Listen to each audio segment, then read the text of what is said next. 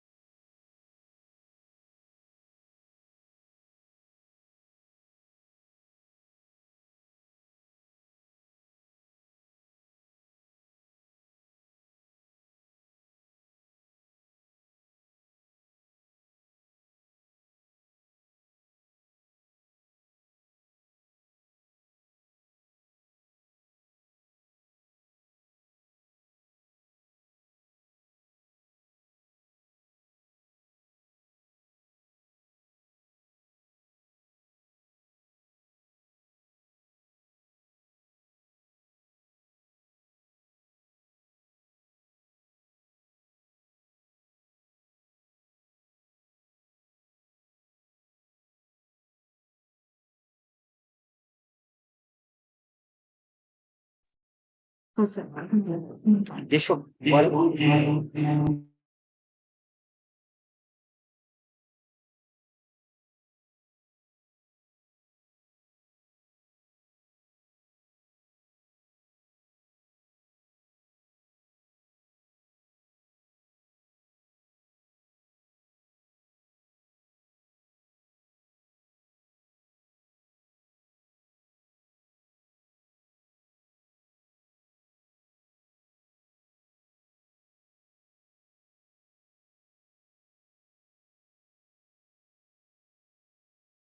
Ali, unmute.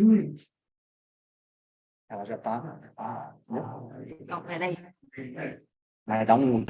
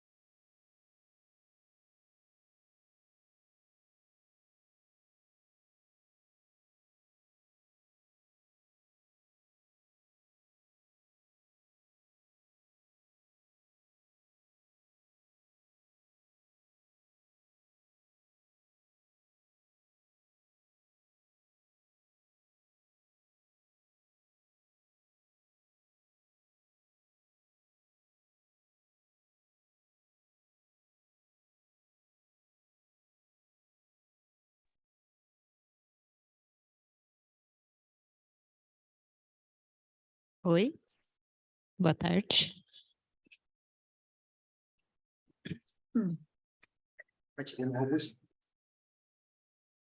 Todos me ouvem? Eu vou ser... E lá?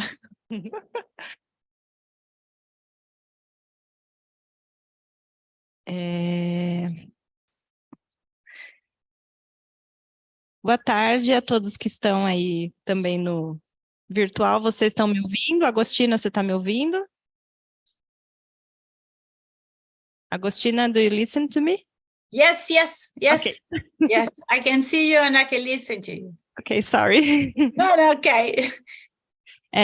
So I'm going to make a little introduction in Portuguese, sorry, but then I Yes. introduce you in English, okay? No, it's okay, it's okay. Thank you. Bom, boa tarde, então, a todos e todas que estão aqui, a todos e todas que estão acompanhando a gente, seja pelo Zoom ou seja pelo YouTube. Eu sou a professora Mariana, sou aqui diretora associada da Faculdade de Engenharia Civil, Arquitetura e Urbanismo, e estou representando aqui a coordenação do programa de Engenharia Civil e representando a direção da faculdade na abertura desse evento. Então, é com muita honra que eu agradeço a presença de vocês.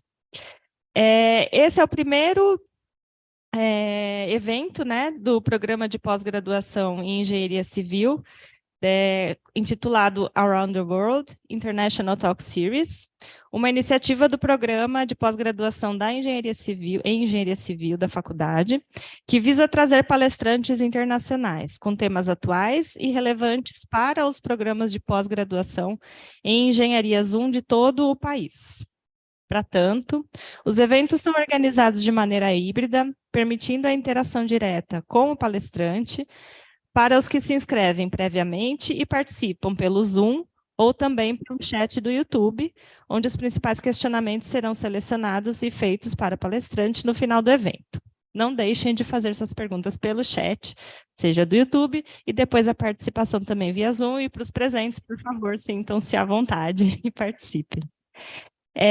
Esse evento foi organizado pelos professores Ricardo de Lima Isaac e Miriam Gonçalves Miguel, que são da área de concentração em saneamento e ambiente do programa, e conta com a ilustre presença da professora Agostina Chiavola, da Sapienza University of Roma, na Itália.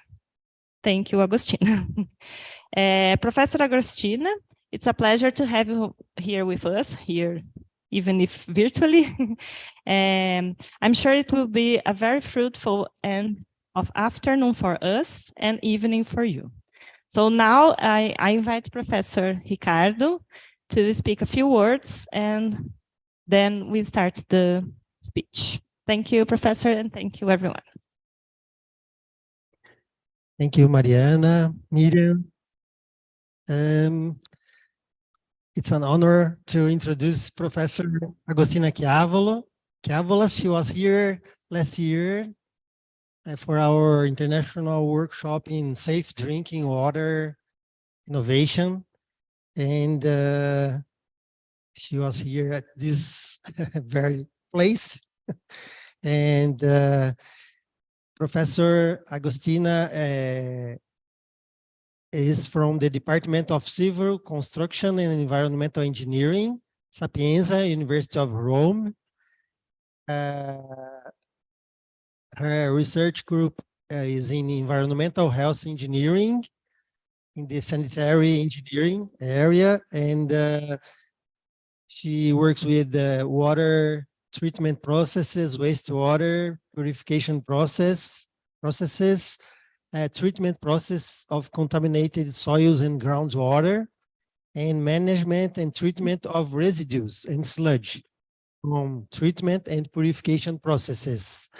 And also she's the academic coordinator of the bachelor's and master's courses of the Faculty of Civil and Industrial Engineering in Rieti campus, mainly for foreign students in English. So she will speak about the Sapienza University of Rome, the department, the research groups, and her research interests, results, etc. So thank you, Agostina, for accepting this invitation. It's an honor for us. And take your time to deliver us your presentation. Thank you. So good afternoon, everyone, and boa tarde, as you say, if it's correct. And first of all, I would like to thank you and all the organizers to have invited me to take this speech. And particularly wish to thank Professor Ricardo. I'm very happy to see you again. As Ricardo said, I was there last September for 1 week. So I had the chance to meet some of you and speak with some of you and to visit your beautiful university.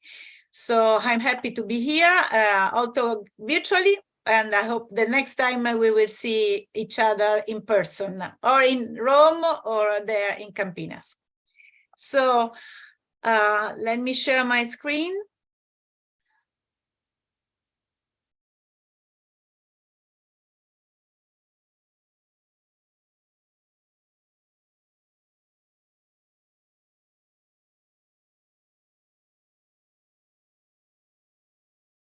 Okay, so I guess that I hope that you can see the presentation. Can you confirm that you see the slide?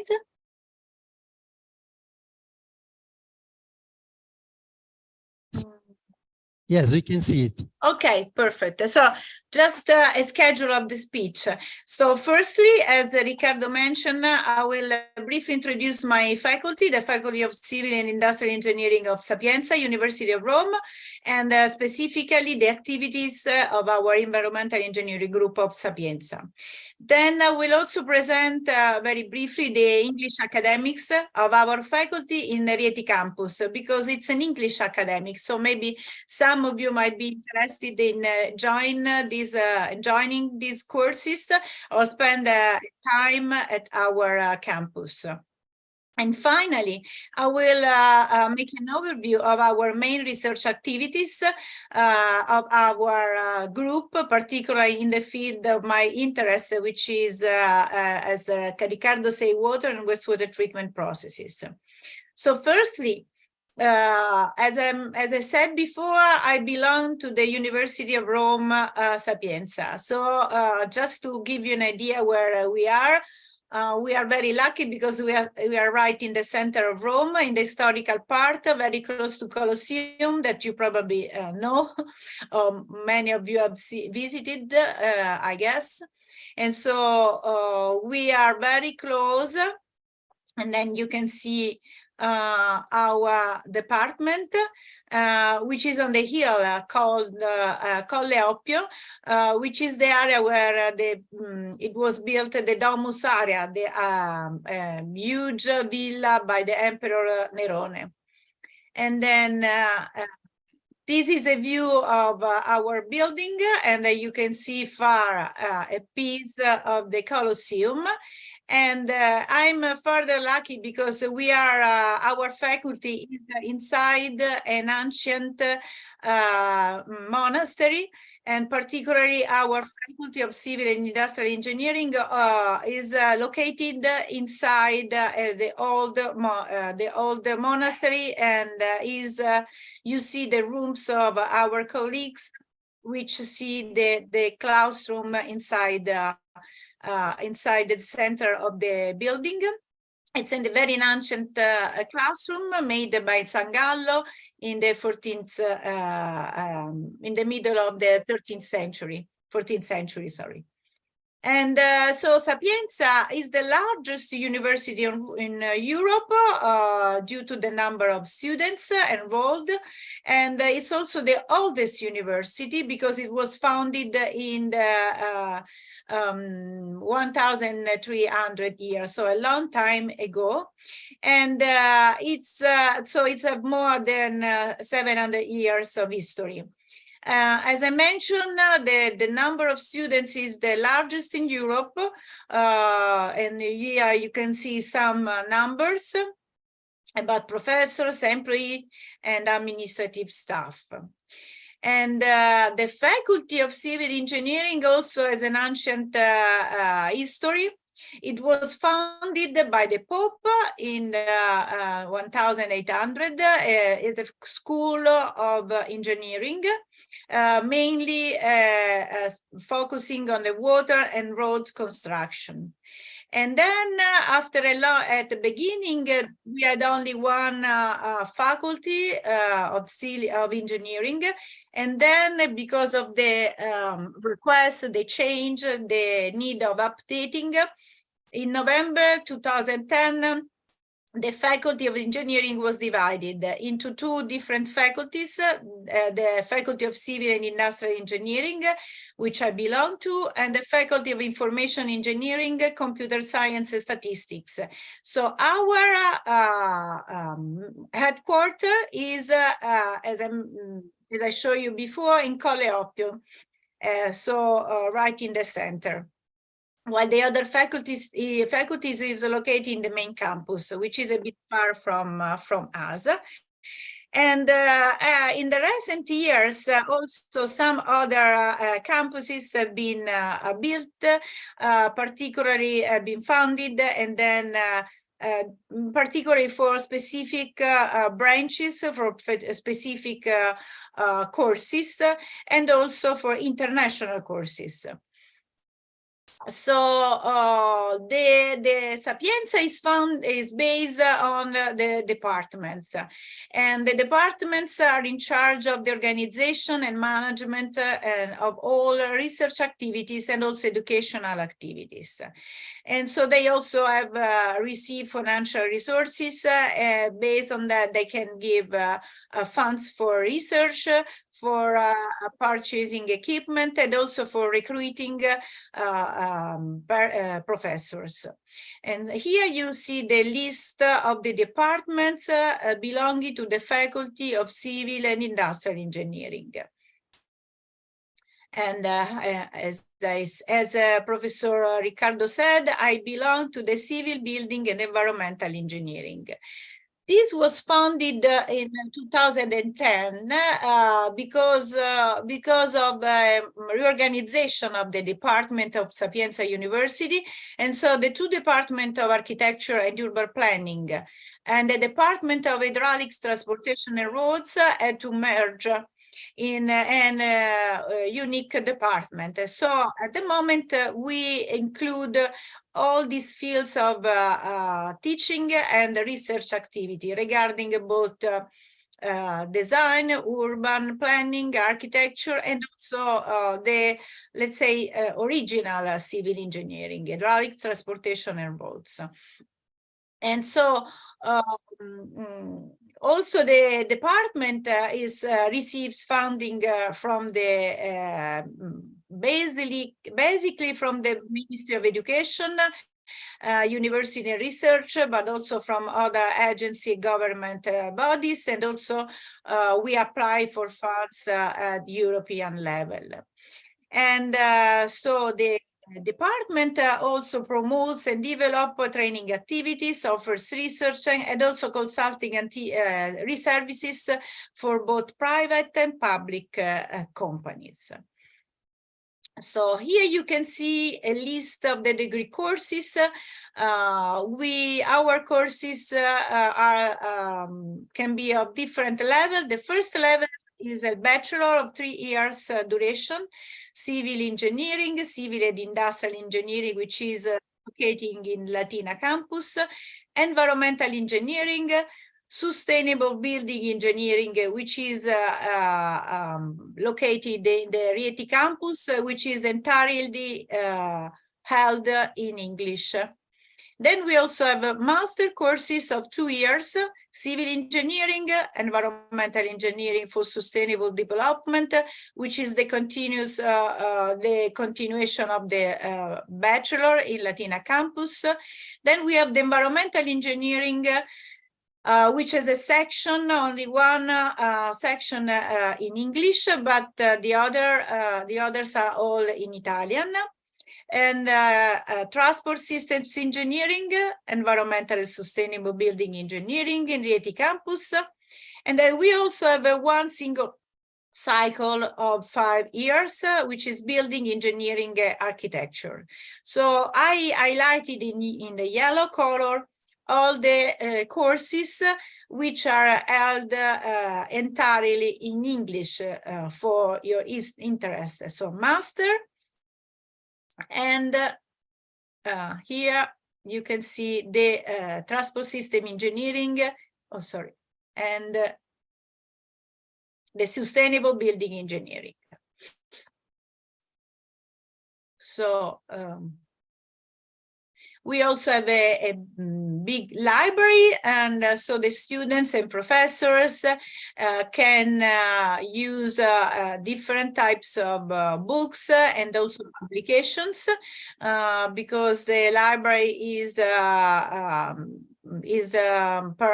purchases also electronic periodicals, and so we can access to all of them free as a user of belonging to Sapienza.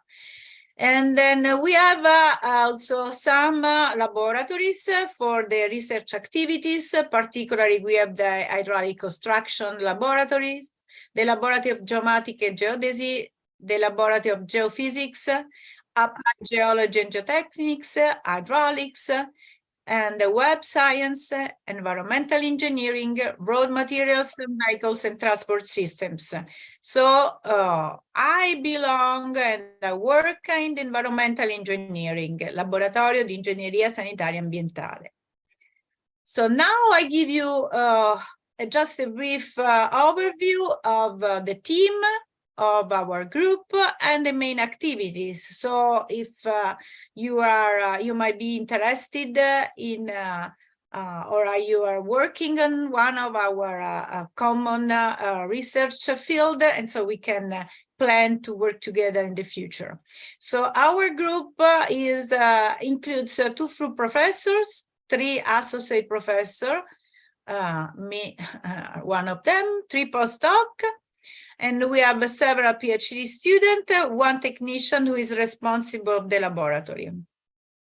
And also we host many bachelor and master degree students who spend some time inside the lab for doing experience on the equipment and also to have to acquire knowledge on the new on advanced processes which we are working on at the research level. So here, and I give you now I give you some a presentation of the activities that we carry out in our lab. So we have the equipment that some of them are listed in this slide for the analysis and the characterization from the chemical and physical points of view or of any contaminated environments such as water, wastewater, and also solid waste, soils, and sediments. And so beside the analytical equipment and a view you can see here, we also have some lab or pilot scale plans to carry out research on technologies and processes, on phenomenon of regarding water, wastewater, solid waste, soil, and sediment. And so we have different types of reactors, like continuous flow or mixed batch reactors. We also have membrane reactors, anaerobic digesters, or pressure reactors, electronic kinetics cells, and ultrasonication apparatus. You can see some pictures of this lab scale plant, a column for absorption and ion exchange test, and so on. The jar tester for equilibrium kinetic test. In the field of water and wastewater, we work on drinking water and also on wastewater. We try to address both the natural contaminants, which can be found in the drinking water sources, and also new or emerging contaminants, such as micropollutants and microplastics.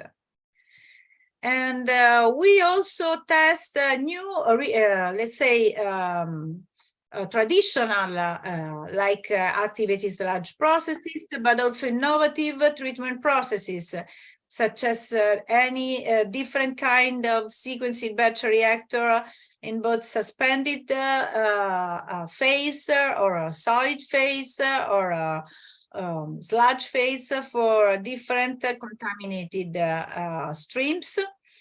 And also we of course work on membrane biological reactor.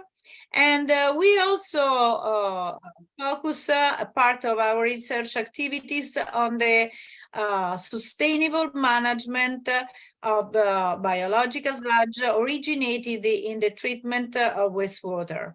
And also we have performed many research activities with different utilities managing the wastewater treatment plant on the techniques available for minimization of sludge production, such as ozonation, and also electrodisintegration. So in the field of solid waste treatment and valorization, my colleagues work on the optimization of biogas production from organic waste, also by different types of pretreatment, such as sonication or size reduction. And they are also experts of biological hydrogen production from different types of waste and also mixed waste with sludge. They have been also working for a long period on carbon dioxide sequestration by alkaline waste and on the environmental impact and carbon footprint on the waste treatment processes. They also worked for a long period on the innovative materials produced from waste or from the residues from incineration of solid waste. And at the moment, they are focusing particularly mainly on biological hydrogen production from waste and on biodegradable plastics characterization and aerobic and anaerobic degradation. In the field of soil, sediment, and groundwater remediation, my colleagues work on the experimental and numerical activities for remediation of different types of remediation processes, and also using innovative numerical techniques for simulation of transport phenomenon within groundwater. They also work on air pollution and atmospheric dispersion modeling. We work together on groundwater remediation. So here you see the announcement that one of the fields was the announcement of bioremediation of hydrocarbon contaminated soils. And then later on, I will show you some of the results of the activities we carry out together. So this was an overview of our activities. So I thank you to listening to this part. And I move to the second part of my speech. Here you see pictures of my colleagues of the environmental engineering group.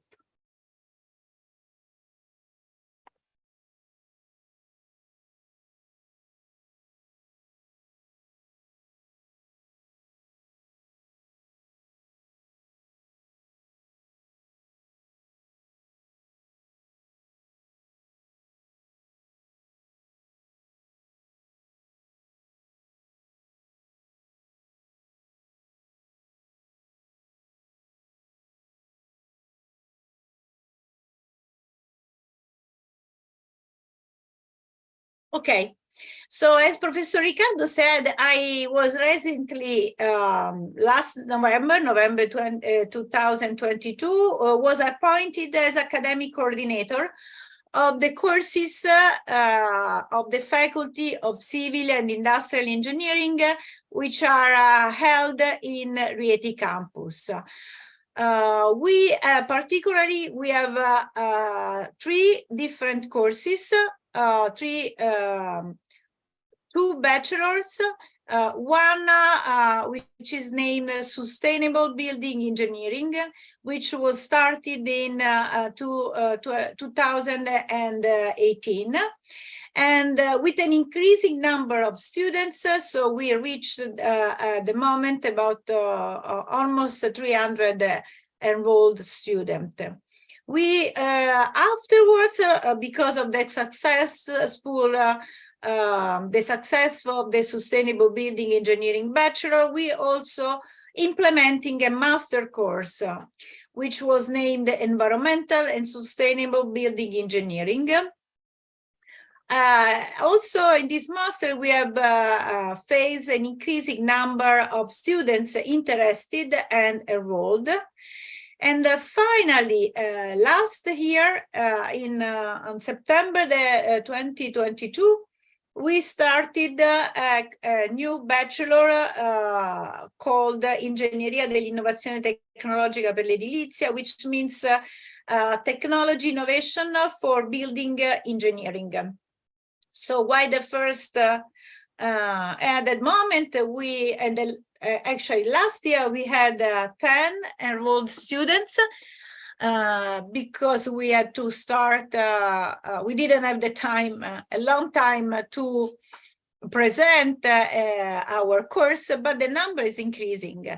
So as you see from the name of these courses, 2 of them, this bachelor, this master, are completely held in English, while the third one is held in Italian. And so you can see how the number of students interested and then enrolled in our bachelor course is steadily increasing with time. And we are receiving applications from all over the world. Just a few few percentage comes from Italy at the moment, and but it's very interesting to deal with this with such a huge, different nationalities. And also we had 2 second level masters, so which are taught after this master. In one on the seismic risk and the other one on green beam and architecture engineering. So Rieti is a small, actually it's small compared to Rome, about 40,000 citizens. Rieti is a city located in the same region, Lazio, as Rome. Is an ancient city on a hill, and here you can see some pictures of the building where the faculty held its courses of bachelor and master in Rieti. This is a building built in the 1700, so a long time ago. Also, this building is called Palazzo Luffi, and at the basement there are also some parts coming from the Roman time. And so Rieti is located about 80 kilometers far from Rome. And so this is Rieti, this is Rome, this is the region Lazio. And here you see how beautiful is this small town, which is crossed by a river, Bellino River. And crossing the river, you have this ancient, this is the main square in the center of Rieti. And just on this side, there is Palazzo Luffi, the location of the Rieti, the Sapienza campus in Rieti. So, as I mentioned, the bachelor course started a few years ago. And so in December 2021, we had the first graduation. You see, it was a time of COVID restriction. So we have to, we were present in person, but using the mask. And it was the first graduation. So now we are running the 5th year. So some picture of the inside the building, which was completely restored just for the purpose of hosting our courses.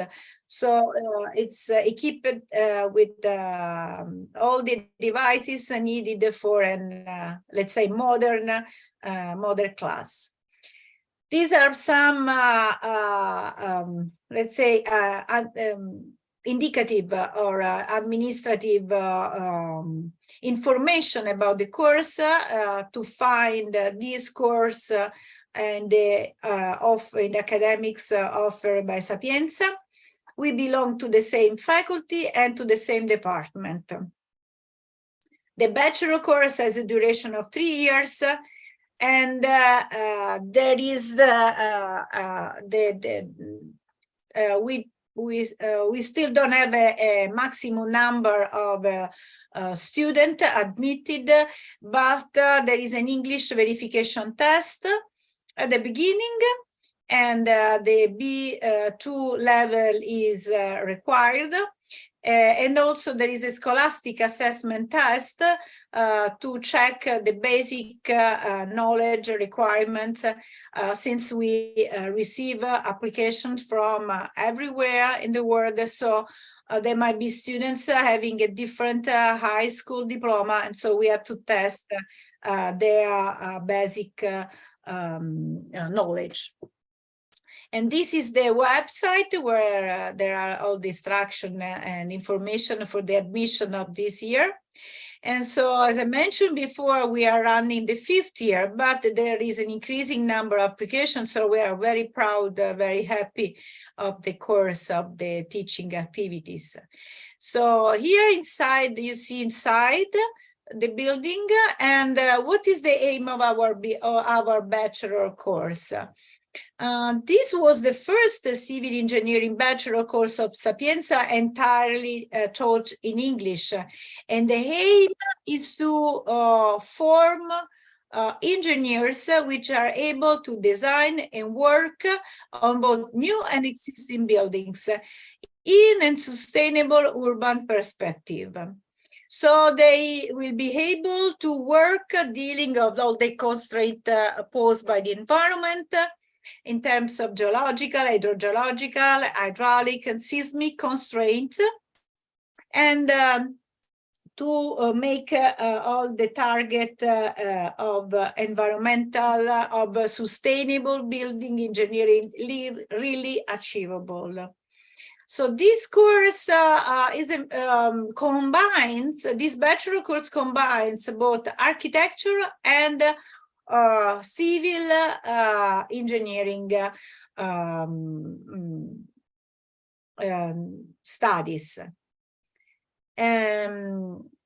So you see the number increasing with time, and then the different countries. And so the specific aims are, so as I mentioned before, to ensure a building which is healthy, comfortable, and also environmentally friendly. Take into account all the natural and environmental constraints, and also to consider development of passive design techniques which takes into account the specific climatic conditions and also the proper management and exploitation of the available natural sources in order to have to achieve a sustainable building. And also promoting the rational and the eco-compatible use of primary and secondary resources. So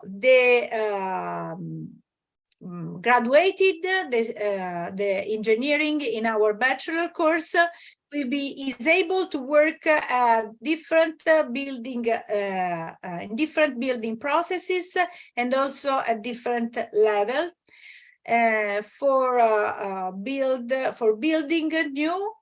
For new buildings and also for the restoration of the old ones.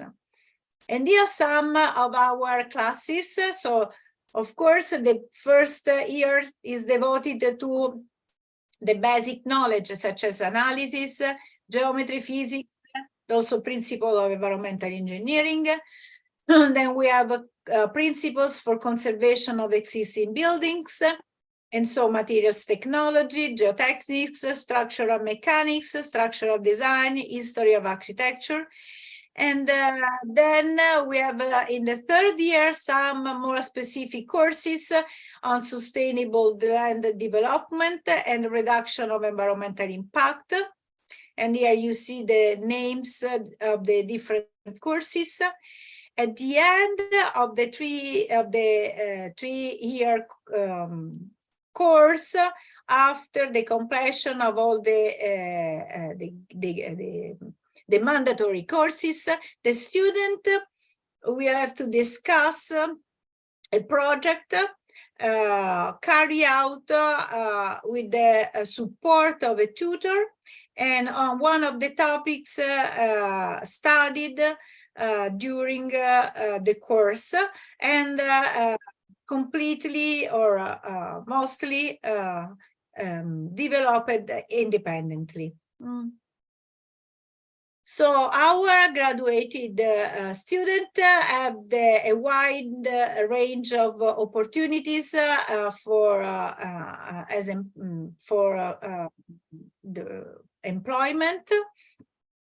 So both public and private companies, research centers, also construction, maintenance, and environmental companies, institutions, authorities, public entity, inspection agency. So they are attracted by our course to achieve the knowledge and the skills for protection, planning, environmental protection, planning, and all to acquire a solid civil engineering background. And also, one the additional advantage is to work in cooperation with a student coming from a wide range of countries. And also, Sapienza offer the students the opportunity to spend a period of time for taking classes, or also carrying out the final project through international mobility programs at European or extra-Europe level. And here's some information. So the master in environmental sustainable building engineering has a duration of 2 years. Also, there is no a maximum number of admissions, but there is an English verification test. A B2 level is required, and also there is a scholastic assessment test to assess, of course, that the student, the applicants in their bachelor course have studied the basic and have acquired the basic requirement to afford our classes. And as I mentioned before, we are running the 3rd year, and this coming May, we will have the first graduation in our master course. So the aim of these masters can be considered as the natural continuation of the bachelor course of sustainable building engineering. So our students learn how to become a designer or managers or inspectors in the field of civil engineering, focusing on sustainability, which underline all the processes and take into account all the issues from technological and environmental points of view.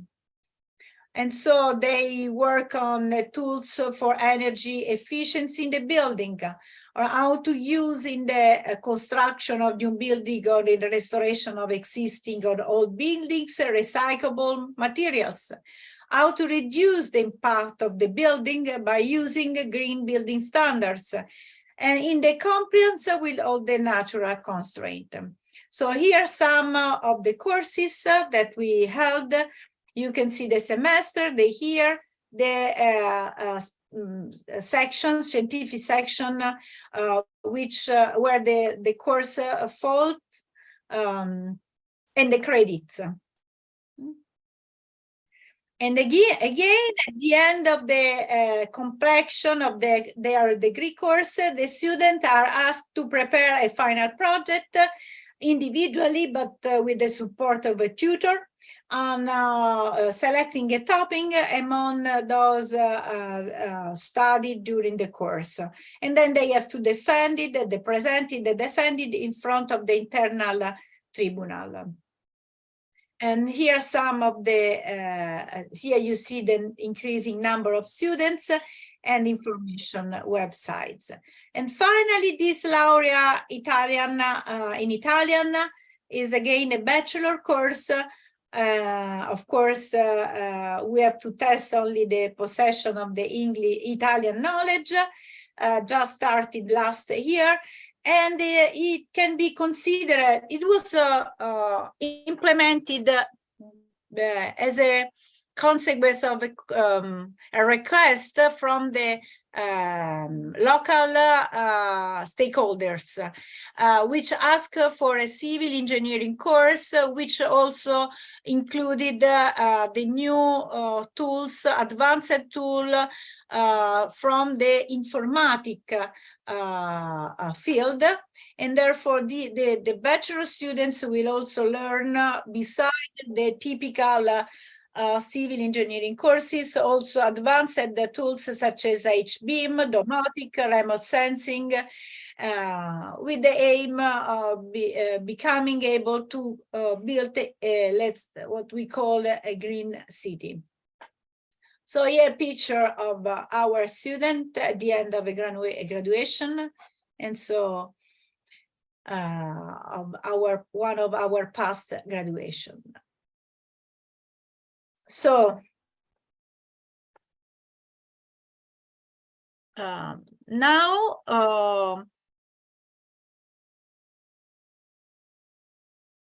so I see a question, an Italian question, a question in Italian.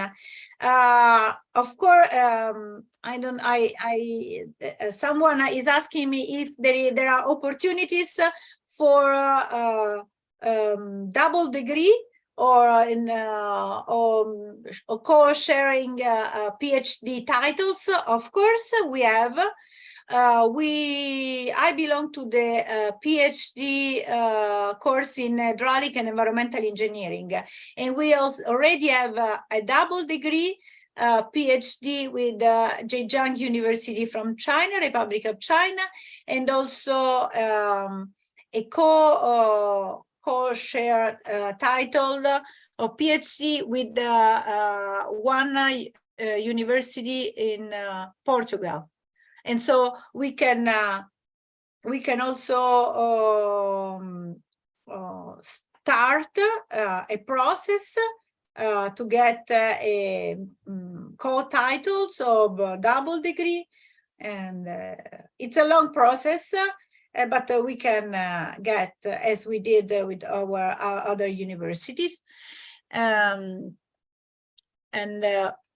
If the other question is to work, if there is any opportunity to work as assistant professor in some of our bachelor or master courses, we usually in Rieti we have some, we don't have only internal teachers, so teachers who belong to Sapienza, but also we have to call some teachers from outside, like independent professionals, which so there are some calls, open call, and based on the curriculum, everyone can apply, and based on the point he receives, he can be hired for that specific course. So there are open positions for the first and second semesters, and just they are published in the website of Sapienza every year. Also for tutor who are the assistant expert who assist the professor in charge of the course for like practical classes or seminars, extra curriculum activities. Okay, so my last presentation, although we don't have much time left over, is about our research activities.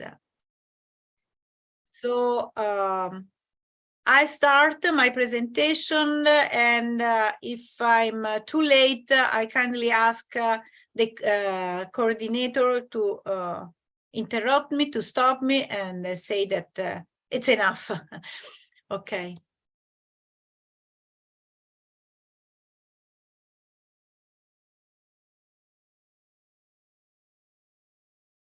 Excuse me, Agostina. Yes. Perhaps we could present you some other questions from the audience or Okay. regarding the courses. Let me see. Yes. Or we can do it at the end of your presentation if you prefer. It's up to you, as you prefer. Because I read the message in the chat.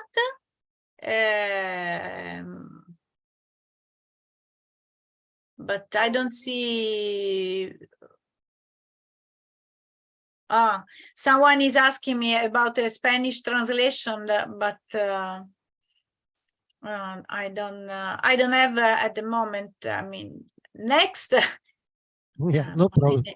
Next time I can prepare my presentation in Spanish, but this time was in English. Okay. So I don't see other question. So just let me, if I can continue. You can go for your research. Okay. Presentation.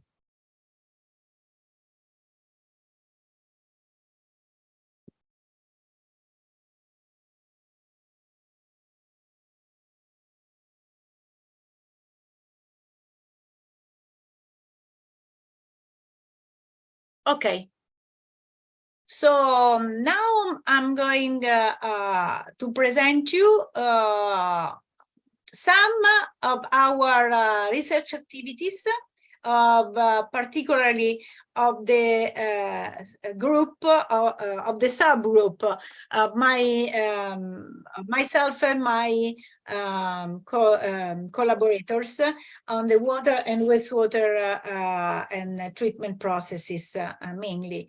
And I will give you just some notes about the topics, about the goal and the activities we carry out, and the main findings. And of course, and this is valid for all my presentation, if any question, for any question I can answer at the end, or if it's too late, you can send me a message and I will be happy to reply to all of you. Also organize a meeting, online meeting for a further discussion. So, so here is a list of the main research activities that we carry out. So, firstly, you see the presence and removal of organic micropollutants in the water and wastewater treatment.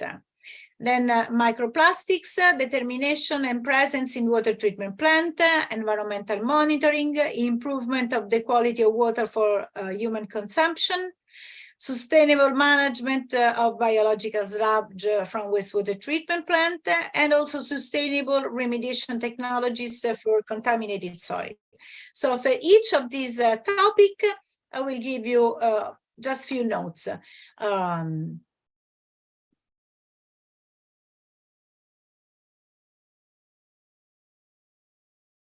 So the first topic is the organic micropollutant. So we started working on this topic now I can say many years ago. As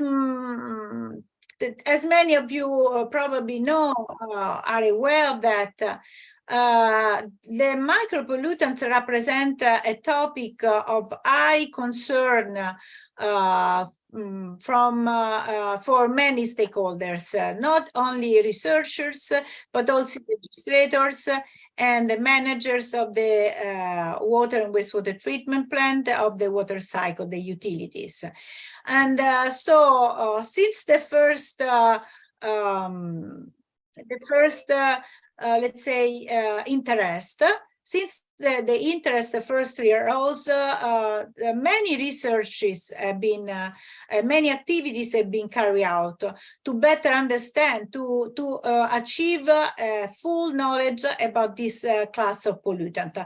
However, we can still call this pollutant as emerging because many information are still unknown or incomplete or contradictory.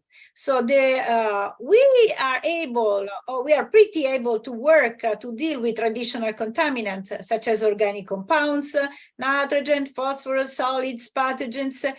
But there is this relatively new class called emerging pollutant, which include a huge range of contaminants, either organic or inorganics. And these points indicate that the list is still increasing.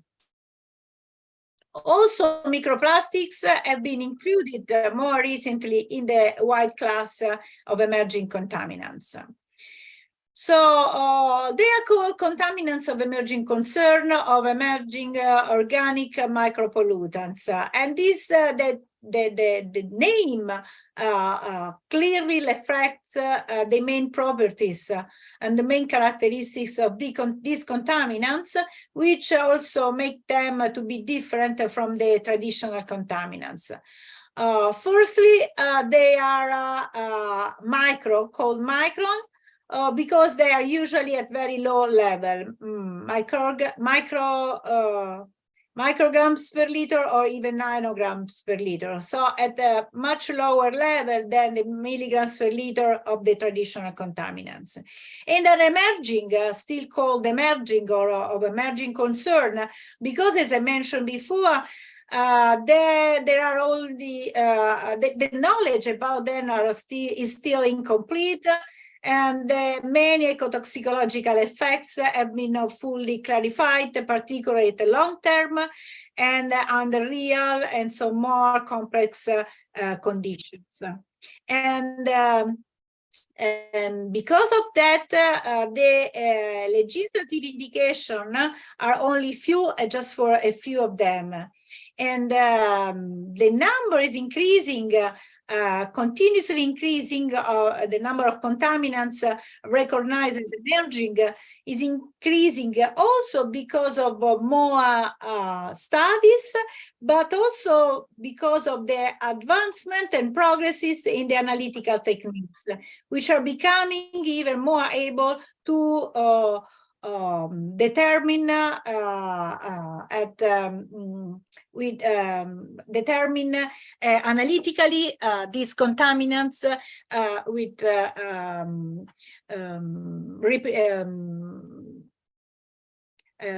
also this low level. And the problem is also the high concern about this pollutant is also due to the huge number of sources. And so here you see a lot of some of them, some classes, and an example of some examples for each classes of pharmaceuticals, pesticides, personal care products, metal, illicit drugs, and so on. I go a bit faster at this part because some of you maybe know about organic micropollutant. So these are chemical products, and so they are continuously released after usage or by from the industries to the environment. And so the list is continuously increasing. They are mainly from anthropogenic origin. So here you see some of them, and the pharmaceutical, in particular antibiotics, have been studied firstly, and afterwards some other like endocrine disruptors, and also more recently the perfluoroalkyl compounds like PFOA and PFOS. but these are only some examples. And the contamination sources are a lot, unfortunately, and they come from domestic, from our daily activities, like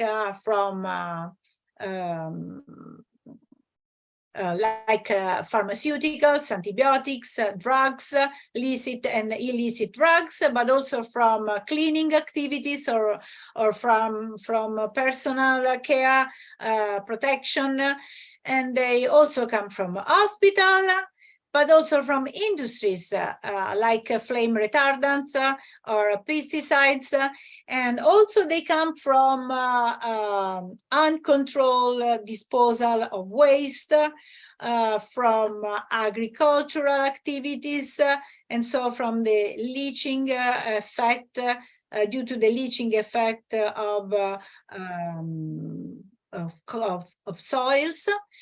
And then they can, from all these sources, they can be directly released to the environment, thus determining contamination of soil and also surface river or groundwater. But they can also be released into or discharged into the sewage network. And to the sewage network, they are transferred to the wastewater treatment plant. But usually this, up to now, the wastewater treatment plant have been designed and are operated to treat and remove efficiently only traditional contaminants. And therefore, the organic micropollutants pass through the different treatment processes, treatment units in the wastewater treatment plant, and they can be only partially or partially removed. Usually only those who are biodegradable for their nature, but most of them are only removed at a limited extent, or eventually they are absorbed on the sludge flows. And therefore, the effluent, the liquid, the treated effluent from the wastewater plant, from the wastewater treatment plant, and also the excess sludge transferred to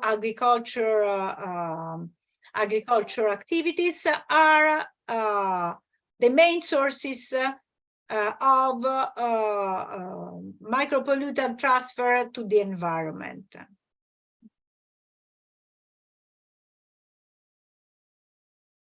So here you see a representation of the main contamination pathway. And you see that the wastewater treatment plant is considered as the main source of contamination of the environment to the effluent and also the excess sludge. And then the contaminant, the micropollutant from the effluent, when the effluent is released to the soil or to the river, or even worse, when it is reused in agricultural application, the contaminant, these contaminants can be transferred to the environment, to the sources, water sources for drinking water, and also to plant, even to edible food plant. But this slide highlights very clearly how the influent contaminants of emerging concern are then found in the effluent and in the wasted sludge. But at the moment, the knowledge about the removal percentage or transformation or mechanism which these contaminants are subjected to are still not completely clear. I mean, because of the different types of organic micropollutant, the fate of each class of them can be different. And the studies carried out so far have clarified the fate for some of them, but for other micropollutants, there are still many lack in the knowledge.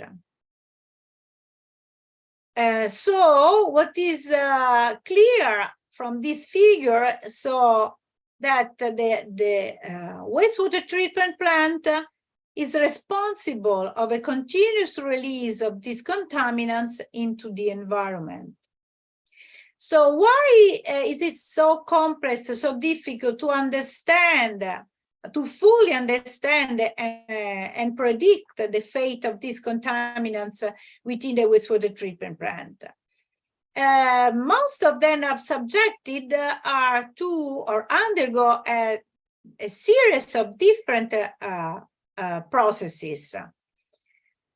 And some of them can determine a removal, and so a reduction of their concentration, but some of them are only responsible of the mass transfer from the liquid onto the solid or sludge phase.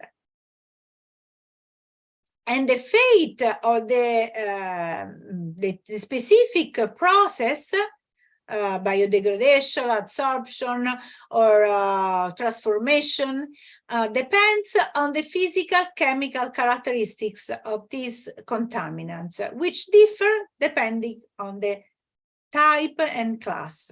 And here you see the main processes occurring to these contaminants, but they can be different depending on the type of contaminant. And so to better understand and also partly predict the fate of this pollutant within the wastewater treatment plant, we can use the values of the main parameters used for the chemical physical characterization, such as the Henry constant, the solubility, bioconcentration factor, octane of water partition coefficient, adsorption, desorption, distribution coefficients. But, and here some of them again. But what is important to highlight is the behavior of this contaminant under real conditions, such as those of the wastewater treatment plant, can differ even widely from the behavior that can be predicted theoretically based on the value of these chemical physical parameter. Because these pollutants are present in the wastewater along with other contaminants, either in the soluble and solid phases, and also different contaminants interact with each other in a different way. And so we can have a synergistic effect, we can have a side effect, we have an antagonistic effect. So the effect, the behavior under more complex conditions, such as those, the real condition of operation of wastewater treatment plant, are usually very different. And also what is important to highlight is also that the toxic effect of this contaminant, most of these contaminants have been tested in laboratory, and therefore in the laboratory controlled conditions at the short term. And so the real effect on human health and ecosystem will be at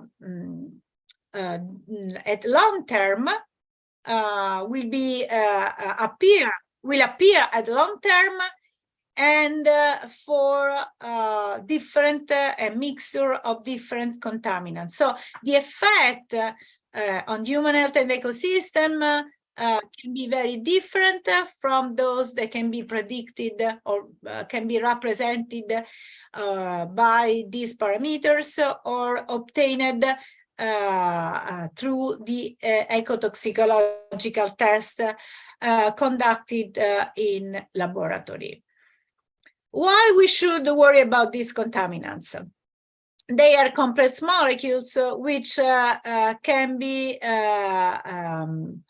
since just few of them are biodegradable, most of them or their byproducts tends to accumulate, and they can accumulate in the environment or even inside the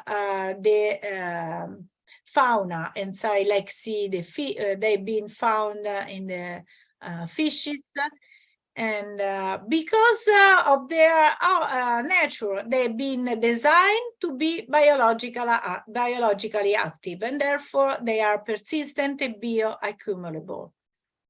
And they can produce chronic effect even if their concentration is very low, because of the continuous exposure of human beings and the ecosystem to these contaminants, which are ubiquitous, and so are found, have been found in any environmental compartment. And also the other problem is due to the synergistic effect, as I mentioned before. So they are toxic. For many of them, toxicity, cancerogenicity have been demonstrated. There is a class which group some of these organic micropollutants, which has been defined as endocrine disruptors, because this is the main effect produced by all of these different organic micropollutants. And so with the color, you can we can see that some pharmaceutical for human use, disinfection byproducts, synthetic and natural estrogens have been recognized as endocrine disruptors, and pesticide, personal care product, metals being considered and been demonstrated to be toxic, and so on. So the endocrine disruptors represent attract the interest and concern of all the stakeholders, because they have the capability of altering the functionality of the endocrine system, producing negative effects on human health and also eventually on descendants. And so here you see some a picture of the effect of this ethinyl estradiol at this dosage. So within this class, this organic micropollutant class, there are also the drugs, illicit drugs, and so they've been searched in the urban rivers, and unfortunately they've been found at a huge amount. Like here you see a news in a journal, Italian journal, which refers about the 2.5 tons of pharmaceuticals and 1.5 of drugs found in a river in the city of Milan in the north of Italy.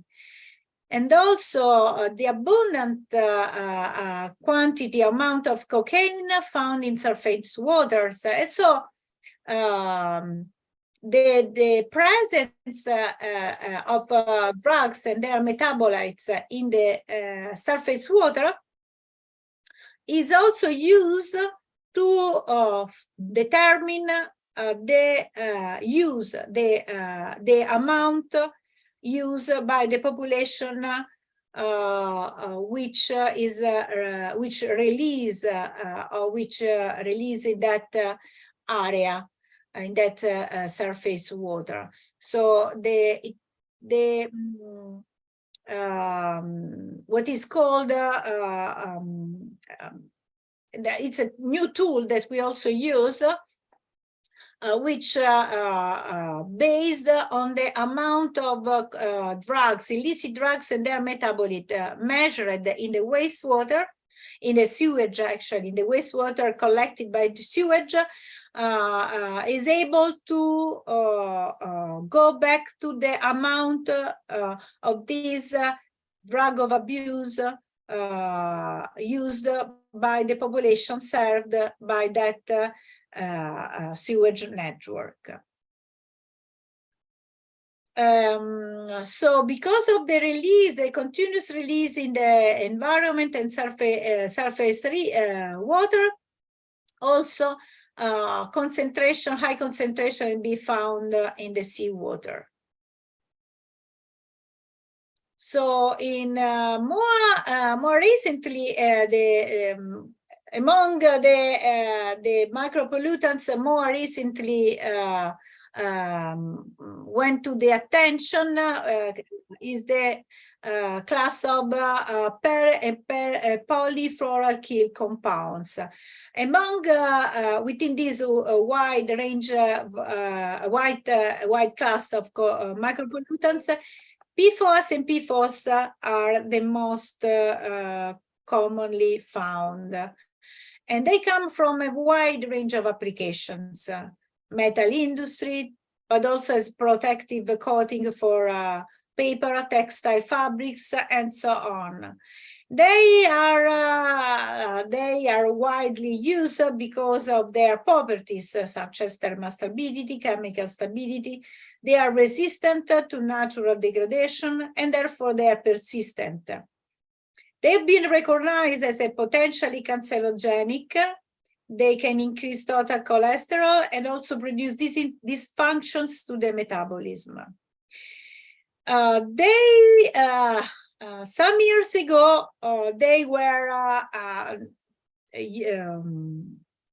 large quantities of these compounds have been found in one of our northern region in Veneto. So it was found a contamination in groundwater of between 5,000 to 20,000 nanograms per liter. And because of this contamination, this high concentration in groundwater, which is used for drinking water supply, it was found value of P4 in the blood of people living in this area 40 times higher than the average, than the usual level. So because of that, because of this wide and very dangerous contamination, in September 2017, Veneto introduced limits on drinking water. It was the first region, Italian region, to set limits for maximum concentrations of P4 and PFOS, as highlighted, as reported here. And following immediately after, also at European level, there was it was issued a proposal of modification of the European Directive on Drinking Water for introducing limits on these contaminants because of their wide diffusion and in groundwater, particularly in groundwater used for drinking water supply. So because of the increasing concern, awareness on organic and micropollutant, so there was also an increasing interest by the European legislator. The first Water Framework Directive was issued in 2000, and it also mentioned the priority substances. but it was only in 2008 that the environmental quality standards were introduced for some contaminants, as PFOS, atrazine, and bisphenol A and DDT. Then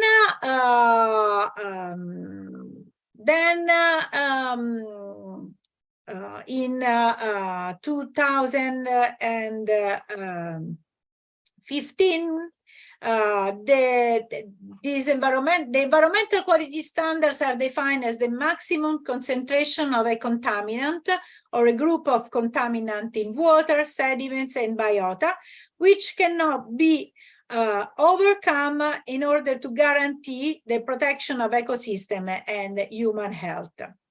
So the values of this environmental quality standard have been then updated in 2015, and then the same this decision, and the same decision at European level introduced a watch list, which included a list of contaminants which must be monitored by all member states. And they also included the estrogens, like those reported here. So in the this watch list was updated based on the progresses and the findings of these monitoring activities. And so new contaminants have been introduced, added to this watch list. And finally, in 2019, there was the European strategic approach to pharmaceutical in the environment, which required the control of pharmaceutical in all on the life cycle. So since the production up to the release of the residues or unused pharmaceutical. Finally, in the another laws regarding emerging contaminants was the new regulation for water reuse, which was issued in 2020, and it must be received or implemented by each member state of Europe by this year. By June 2023. It does not pose, this regulation was issued to foster reuse of treated effluent from wastewater treatment plant in irrigation for agricultural application in order to address the effects on the water availability of water sources due to climate change. And because of the still incomplete knowledge on emerging contaminants, the new regulation was unable, did not include maximum concentration for these contaminants, but it introduced the concept of risk analysis or risk assessment. So the manager of the water or wastewater treatment plant or the manager of the company using the treated effluent for irrigation purposes must carry out the risk assessment.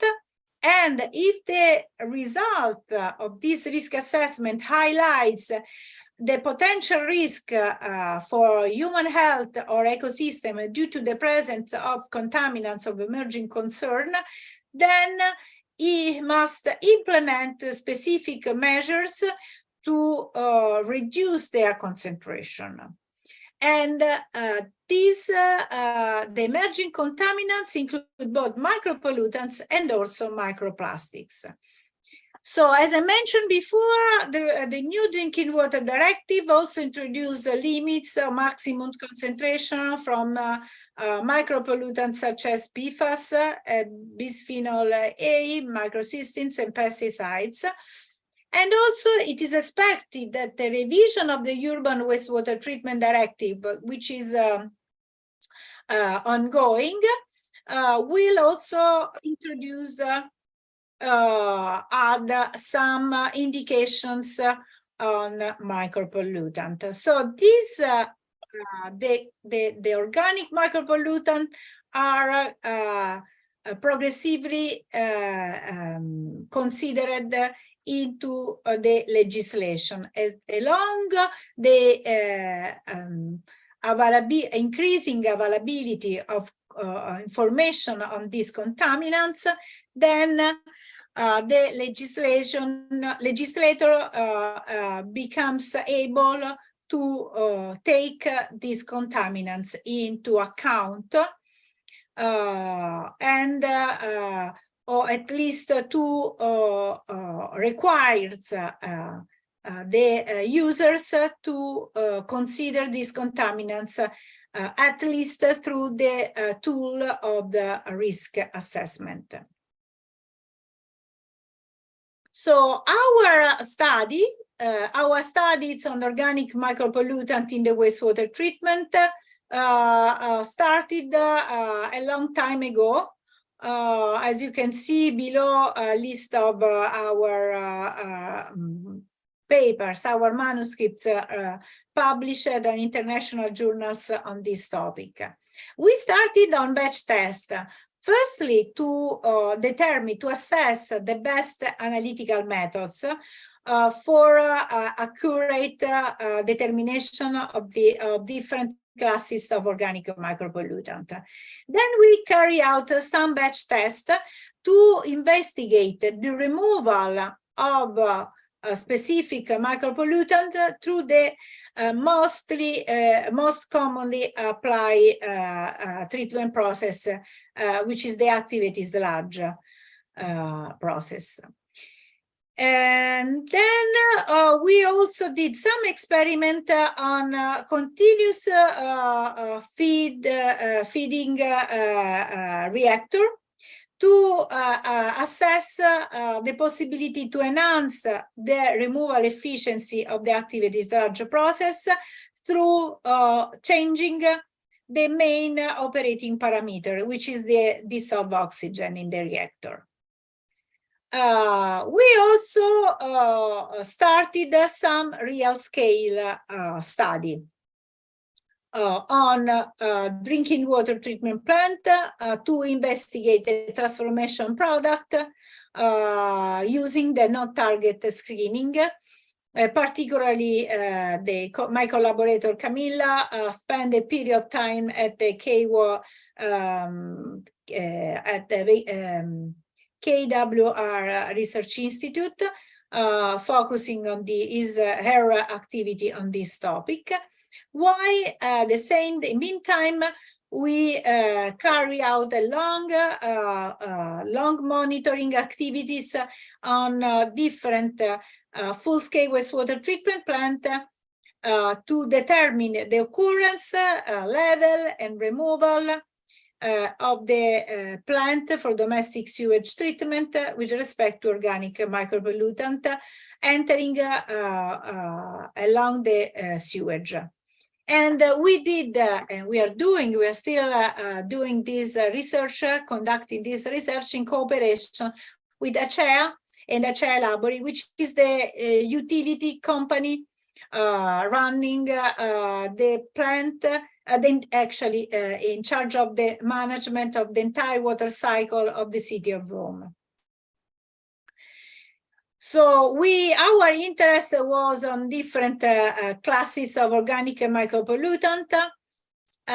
We actually focused on the micropollutant, which resulted to be at the highest level in the influence of this plant, based on the data of the first monitoring activity.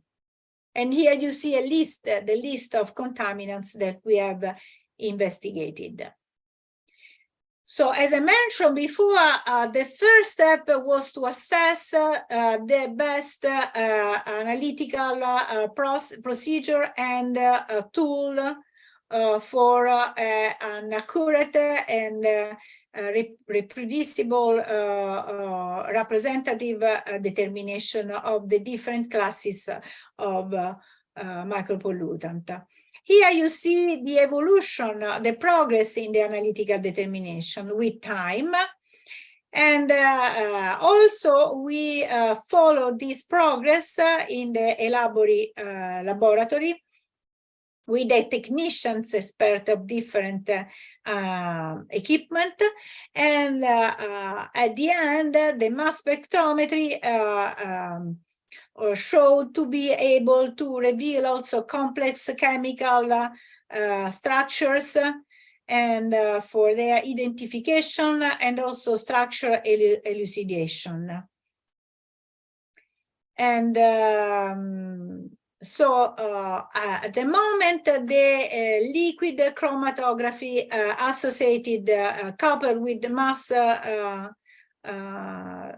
spectrometry represent the tool that we usually employ for the analytical determination. What is important also is the non-target screening analysis, which is a recent tool, but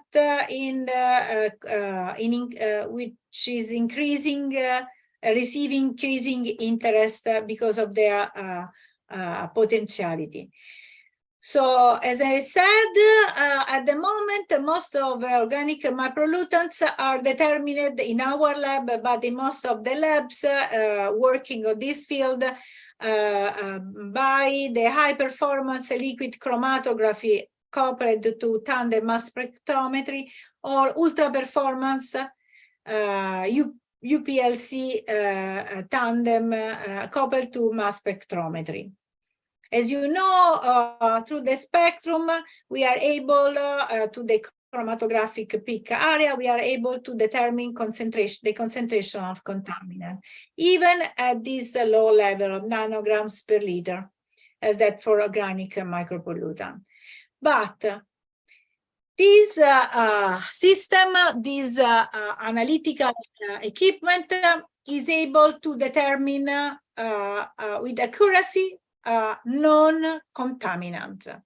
But as I said before, there are also unknown compounds, unknown chemicals, and which can be due to, whose presence can be due to different sources, but also as a byproduct or transformation product or of known compound.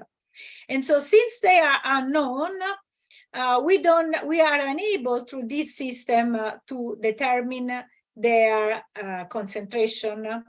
So here comes the target and non-target analysis. So target monitoring is based on this method and is able to determine concentration of known compounds. But as I mentioned, there are also other microcontaminants which can be also potentially harmful, such as transformation products or impurities also coming from commercial formulation. And therefore, they must be determined. And therefore, the non-target analysis is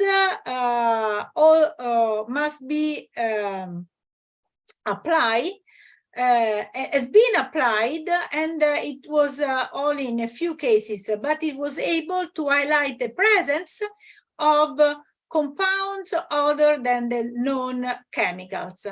And then through a database, in some cases, some of these compounds have been re-identified, but for others,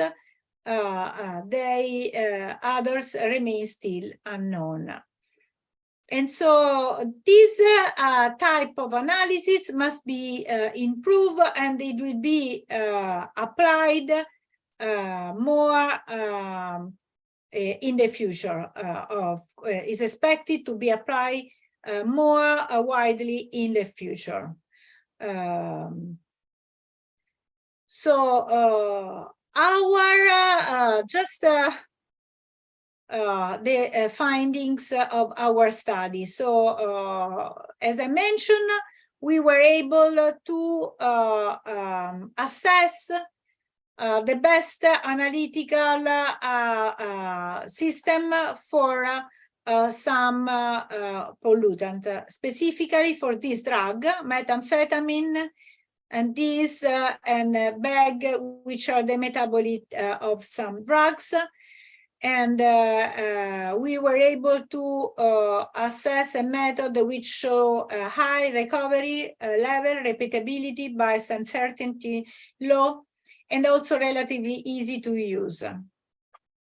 We also investigated the interference, if this method was negatively affected by the presence of the main components of wastewater, such as solids, nutrients, and so on. And we found out that, the interference can be considered negligible or irrelevant with respect to the uncertainties level of the method. And so this method is currently, after these studies, was adopted for on-routine-based monitoring of these drugs in the full-scale wastewater treatment plant. And when once the method was assessed, then we moved to investigate the biodegradation in the active discharge process of all these drugs.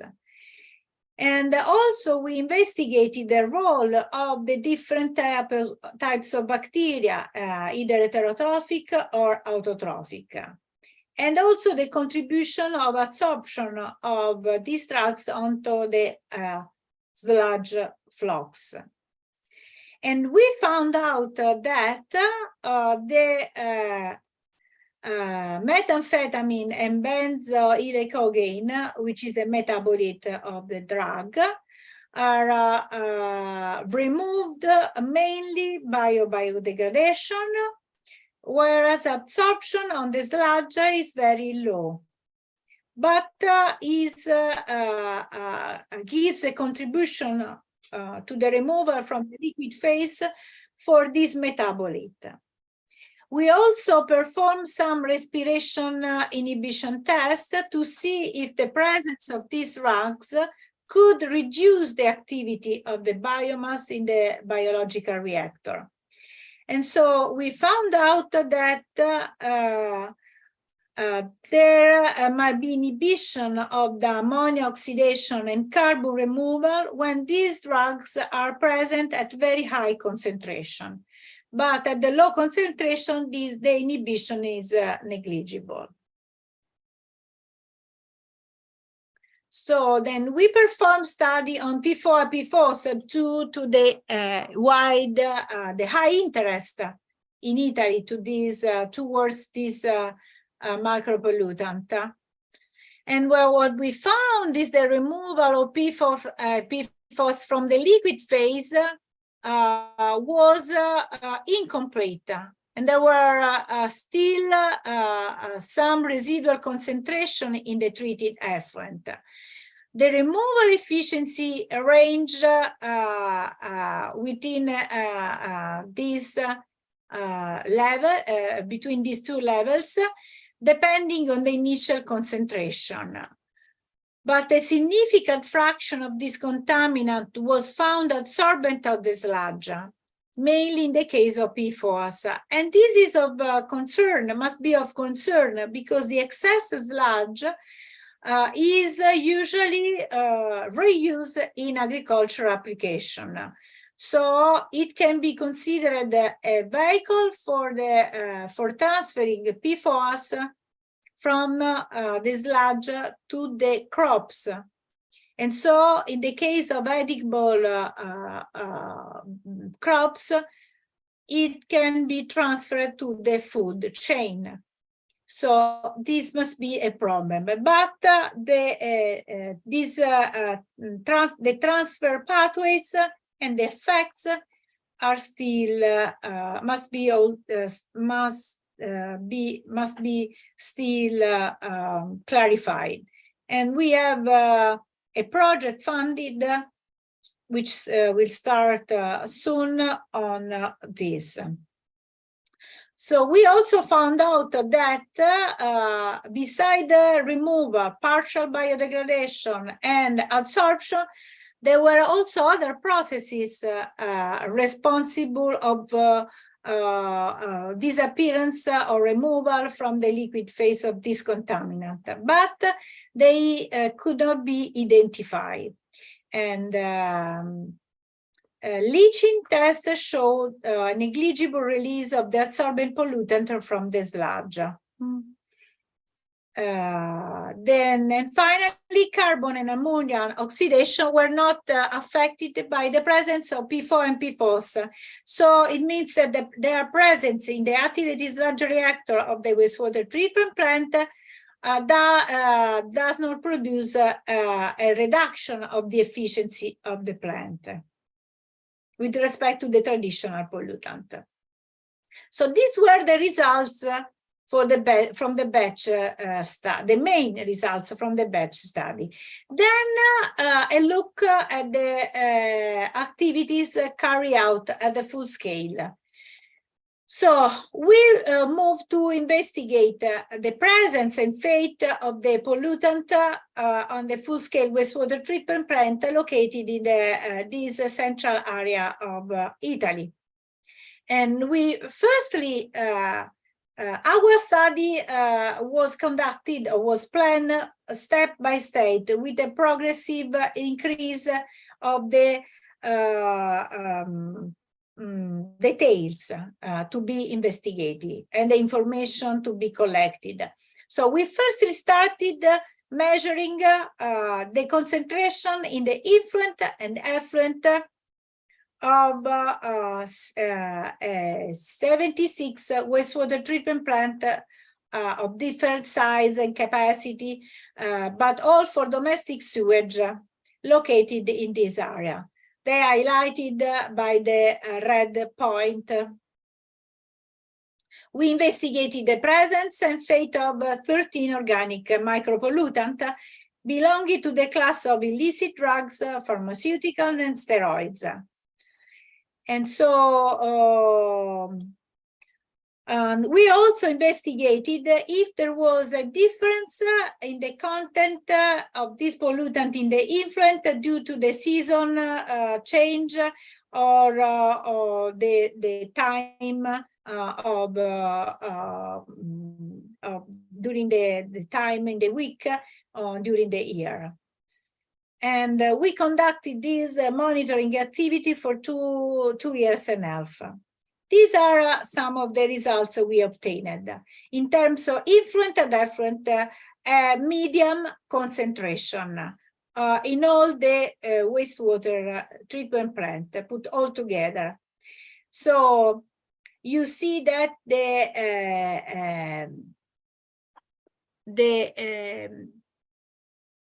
bag or the illicit, the metabolite of the illicit drugs are the main, are the contaminants present at the higher level. And we found all these classes of contaminant at different concentration, but you can see that most of them were almost completely or removed to a very high extent. Then we focus on 8 representative wastewater treatment plants from this higher number. And what we focus in order to assess still the concentration in the effluent, the concentration in the effluent, but also our goal was to investigate the effect of the treatment layout, the treatment capacity, the type of biological process, and also the value of the operating parameters. And also we wanted also to assess the removal efficiency and the risk for the environment due to the presence of residual concentration of organic micropollutant in the effluent. And here you see the median concentration measured in the influent and in the effluent.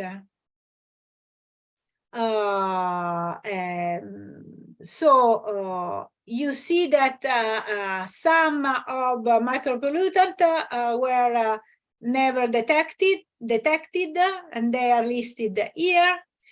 While in the influent, these are the concentration of the pollutant found at the highest level.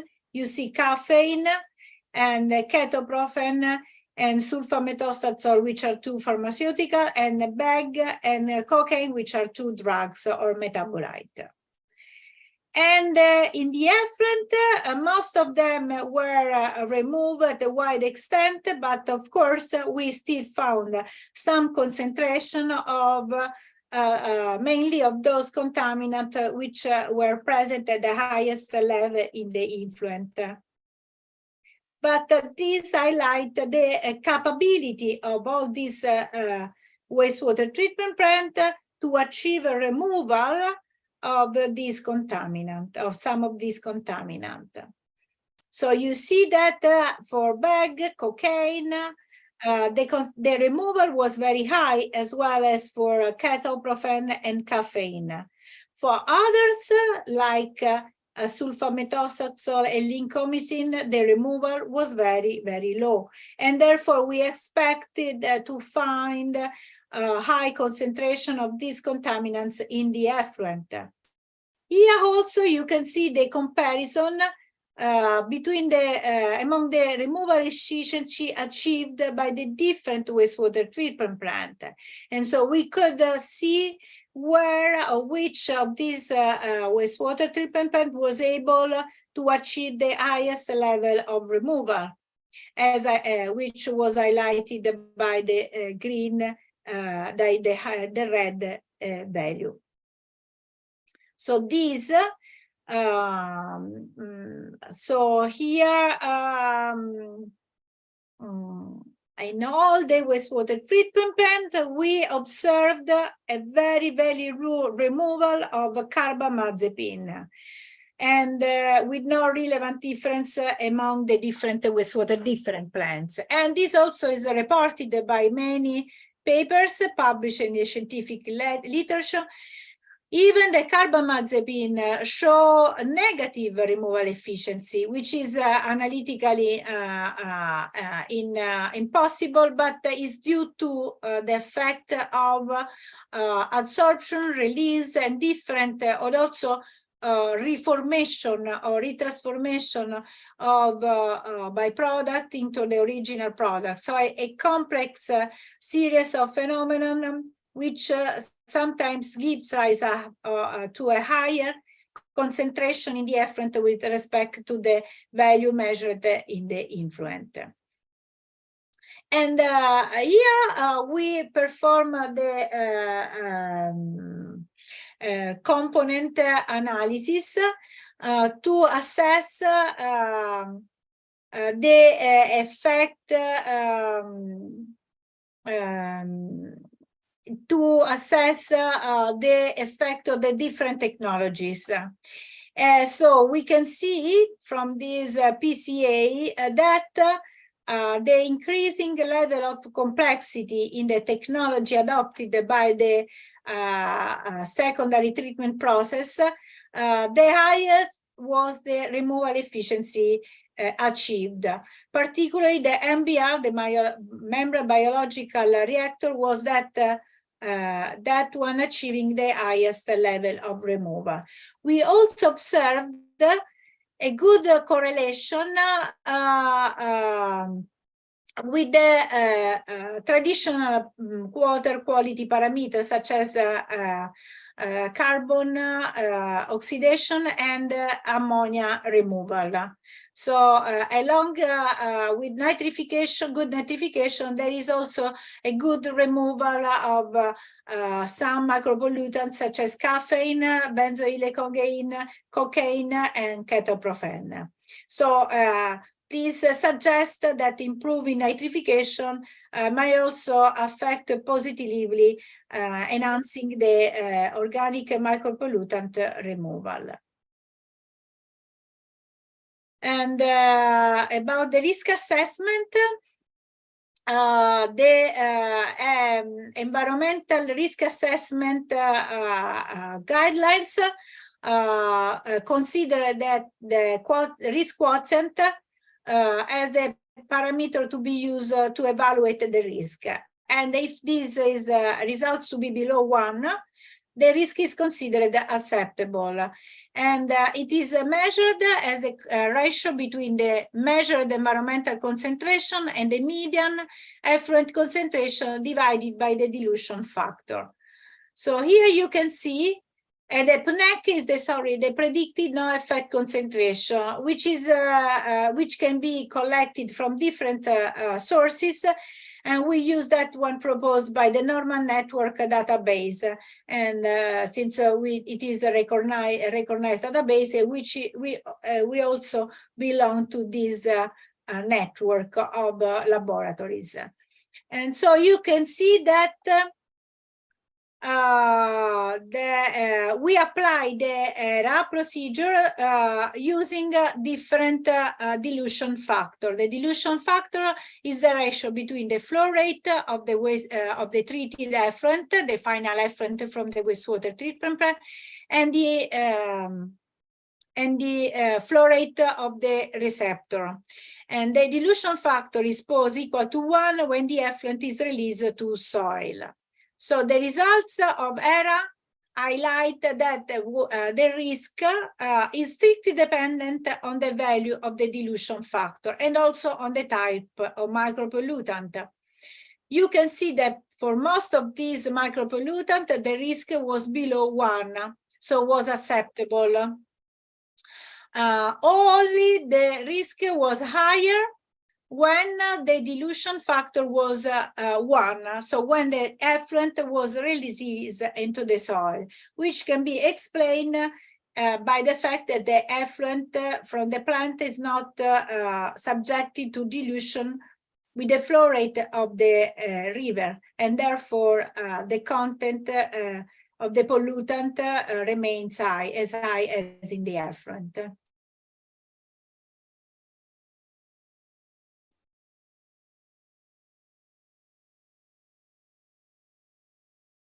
So the risk was assessed considering only single organic micropollutant, as the official guidelines indicate.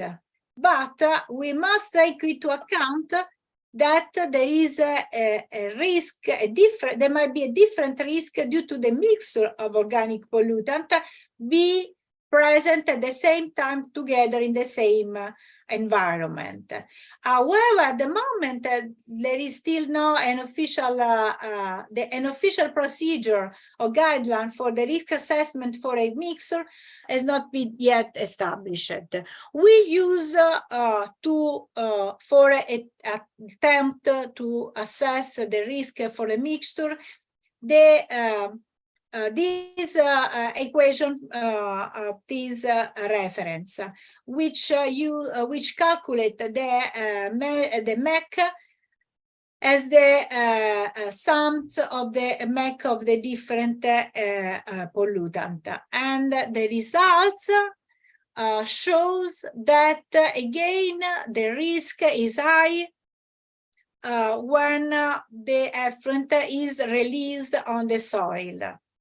And the risk is highest for pharmaceuticals, the lowest for illicit drugs, a bit higher for antibiotics, and even higher for other pharmaceuticals.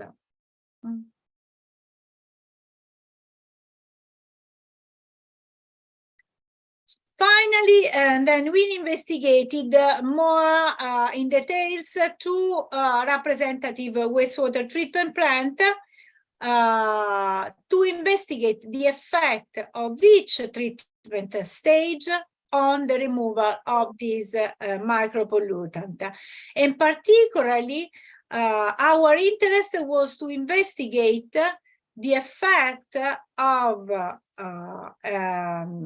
tertiary treatment, actually the effect of tertiary treatment implemented in a reclamation plant whose effluent is reused for non-potable application. And so with respect to the past research, we also perform the health risk assessment beside the environmental risk assessment. So the investigation was performed on 2 different wastewater treatment plants, which has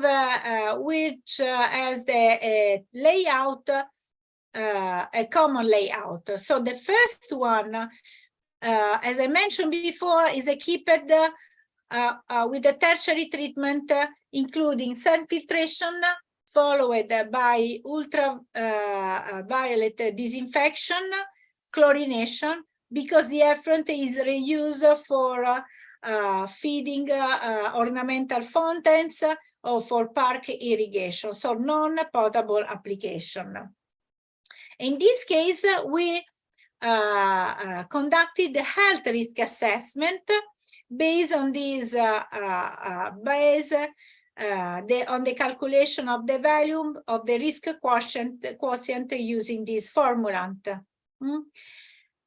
While the other wastewater treatment plant investigated in this study as the effluent release into a river. So for this effluent, we perform only the environmental risk assessment according to the official guidelines. So here you see the risk quotient result, which was in both cases determined for 2 scenarios. The average scenarios based on the medium concentration measured in the effluent, and the worst scenario referring to the 99th percentile of the effluent median concentration. And also we considered different exposure pathways in the case of health risk assessment. For instance, dermal contact and incidental digestion. And we also considered the contact with children and with workers. So you can see that the health risk was always lower than 1, indicating that under the investigated conditions for this wastewater treatment plant, there is no risk for the reception due to both types of exposure pathways. Of course, the risk quotient calculated for the average scenarios was always lower than that resulting from the worst conditions. It was also highlighted a higher risk for landscape workers because of the longer exposure time. We consider 30 years for workers and 6 years for children. For the environmental risk, we calculated it in different points. Upstream, the point of release of the treated effluent into the river, the exact point of release, and downstream. In any case, we found a risk quotient below 1. And between upstream and downstream, it didn't change consistently due to the release of pollutant, of residual pollutant in the effluent.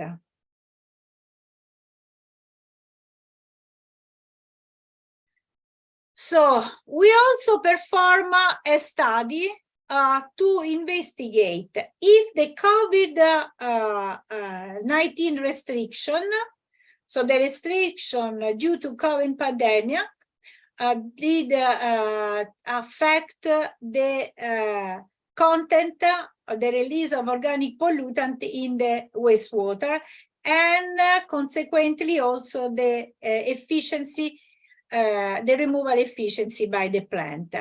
And also we apply the wastewater-based epidemiology approach to assess the consumption of drugs before and after and during the restriction due to COVID pandemic. Therefore, as highlighted by this figure, we measure the organic micropollutant concentration in the influent and in the effluent, and also the removal. We calculate the efficiency, the removal efficiency, and we assess the environmental protection and the eventual change in the population habits due to the restriction. Here you see the time profiles of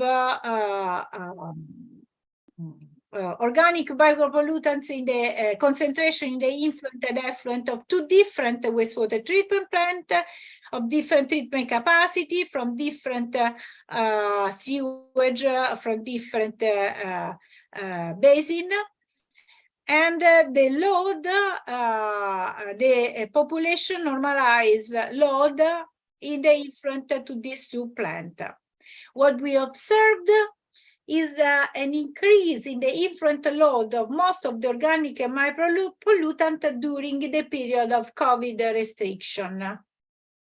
And this impact was particularly relevant for some micropollutant, such as carbamazepine, caffeine, and but it did not affect the removal efficiency. And so the quality of the treated effluent changed only slightly. So we apply statistical analysis to all our data, as usually. And so we observed that during COVID restriction, the consumption rate increased, expressed like here as population normalized load. Particularly, it increased for antibiotics, for some antibiotics, from some illicit drugs, and also for carbamazepine, and particularly for caffeine. So there was an increased use of caffeine during COVID restriction because of people extending or spend most of their time at home. So it was a finding expected in some actually. And so this increase in the population normalized load entering the plant was due, of course, to a rise in the consumption. And so the application of this wastewater-based epidemiology approach show also to be a valid tool to monitor the habits of the population, particularly for those contaminants which are unregulated. So at the moment, we are focusing our study on the effect of the different tertiary treatment on the removal efficiency of different classes of pollutant. Since we have seen that some organic micropollutants are still present in the effluent, or because the removal is very, very low in the conventional activities large process, then we wanted to investigate if there were some tertiary treatment capable of enhancing the removal, or there was a chance to increase the removal by using this treatment. So we investigated at full scale 3 different tertiary treatment. One plant was equipped with the traditional sodium hypochlorite disinfection. One used peracetic acid disinfection, and one was equipped with sand filtration plus followed by UV radiation disinfection. At the end of the investigation, we briefly observed that all these different disinfection processes did not produce any significant improvement of the removal rate. The worst performance was achieved by sodium hypochlorite disinfection. A slightly better removal was achieved, but just for few organic micropollutants by filtration followed by UV disinfection. And methamphetamine and trimethoprim were better removed by peracetic acid. And therefore, we performed some additional experiments at the lab scale, increasing the peracetic acid dosage with respect to the value used in the full-scale plant. But the increased dosage produced a removal improvement up to 60% only for lincomycin. For the other contaminant, it did not produce any effect. And about the environmental risk and the sanitary risk, we also consider the different scenario, the average and the worst as before. And also because of one of these treatment plant produce an effluent which will be used in the future for irrigation of edible crops, we measured the sanitary risk for different crops, carrots, tomato, and lettuce.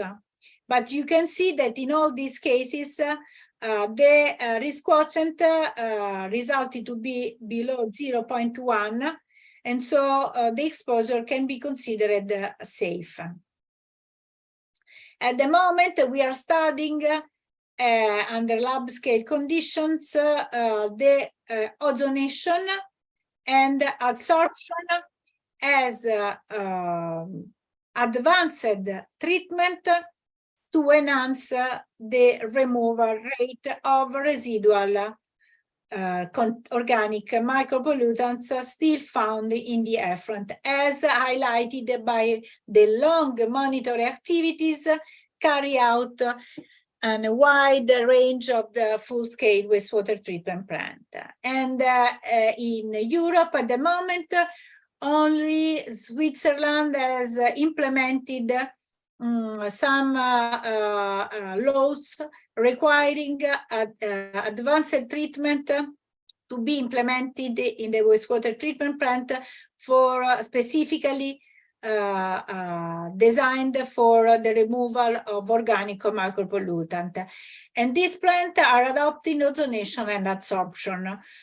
So we are investigating at the moment under lab scale conditions, but in the future on pilot scale, and eventually if they will produce good results also at the full scale.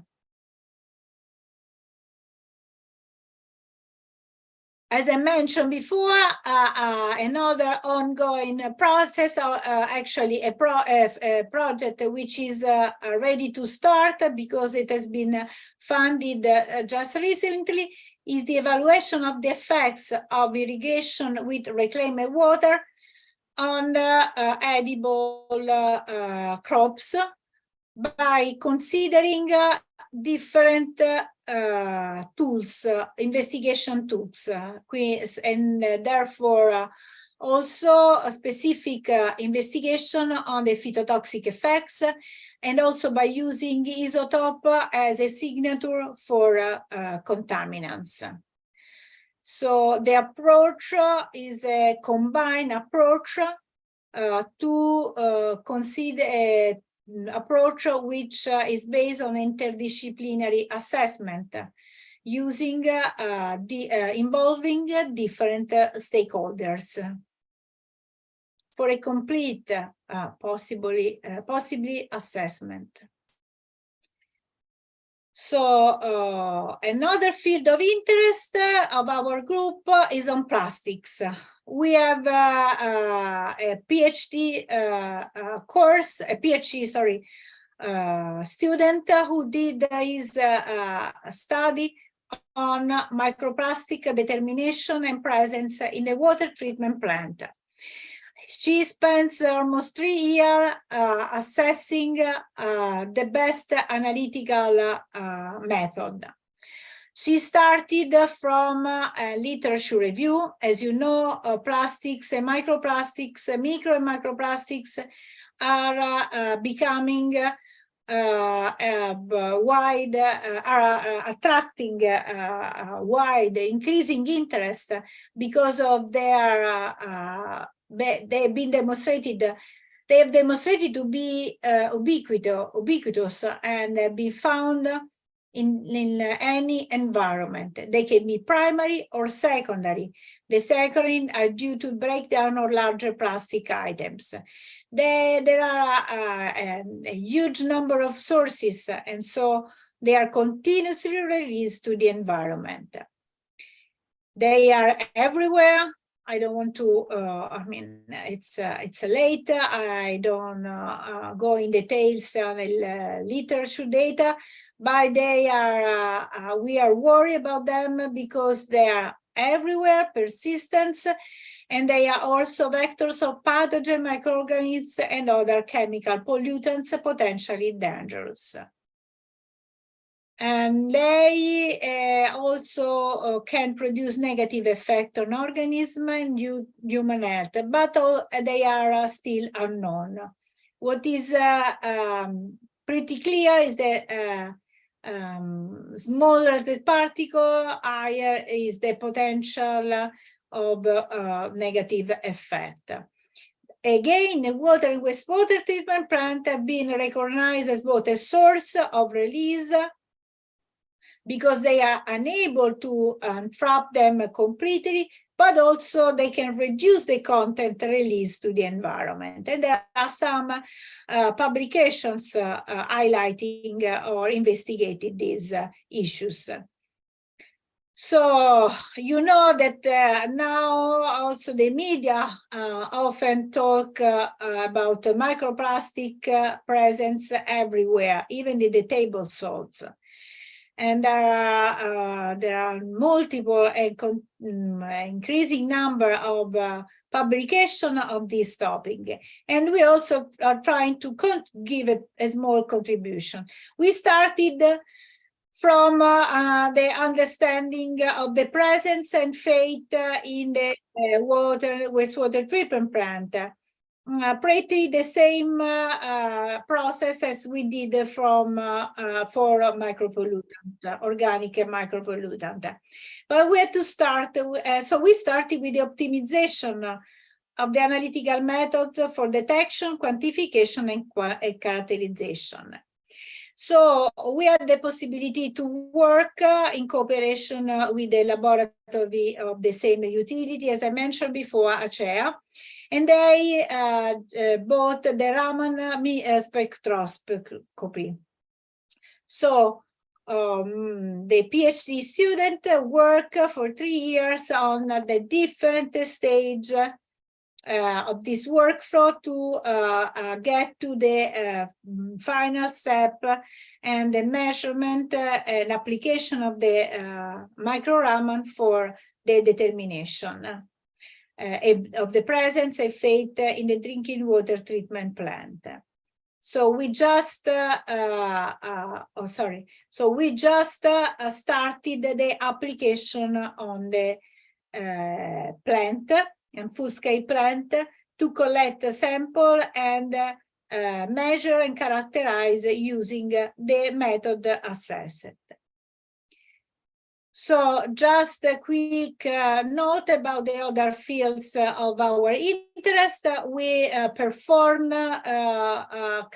long experimental, long studies on the emerging contaminant for the water used for human consumption. And we focus particularly on arsenic. Arsenic is widely diffused in natural water sources due to anthropogenic sources, contamination, but also due to natural contamination. And this latter is a very common case in Italy, as highlighted by this figure, which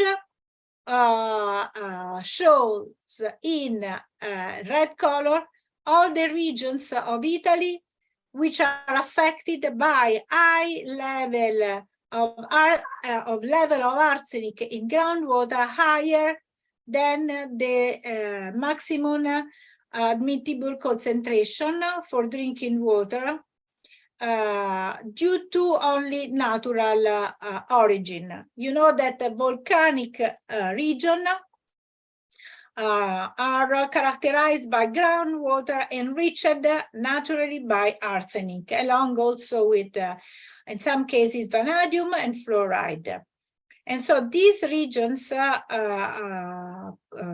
used were supplied by groundwater containing arsenic concentration above the limit. So before 2000, the limit was fixed at 50 micrograms per liter. Then a long series of ecotoxicological tests, mainly carried out by the World Health Organization, highlighted that the level of this limit of 50 micrograms per liter was not, did not ensure no risk for human health.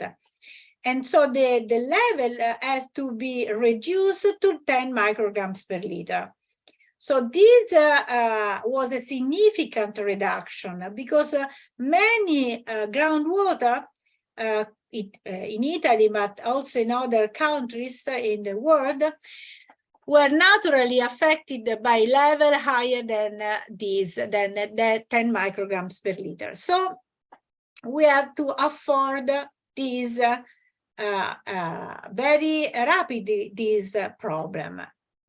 And the alternatives available are basically three in this case. Replacement of the contaminated source with a non-contaminated is closely available.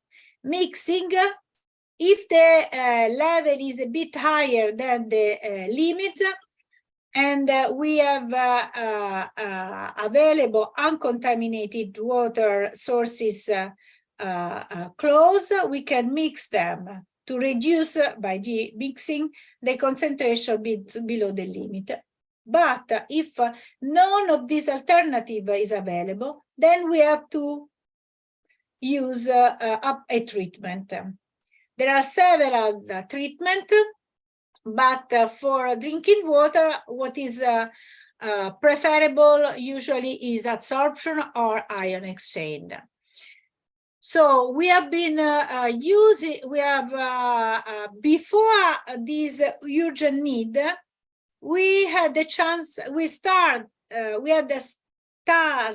studying the different treatment processes for the removal of arsenic from drinking water. So when the urgent need to provide a solution to the utilities, then we were able to support the government in finding, in addressing the problem in the different locations, particularly in the center, in the central Italy.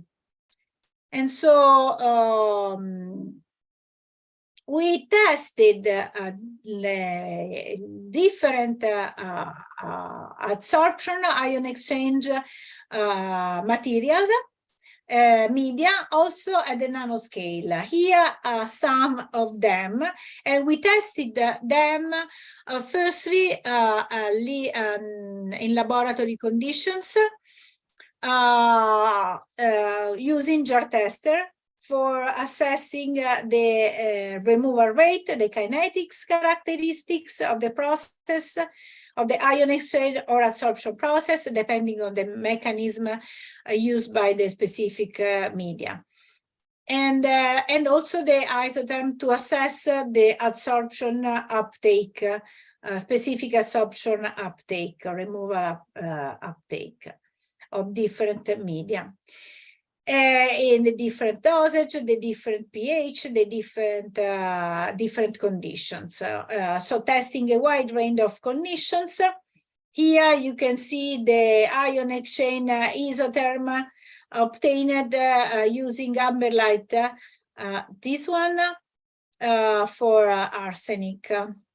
And also the modeling, because we also use different isotherm models, mathematical models for the different materials to have a tool for the prediction of the behavior of this material in the real conditions. We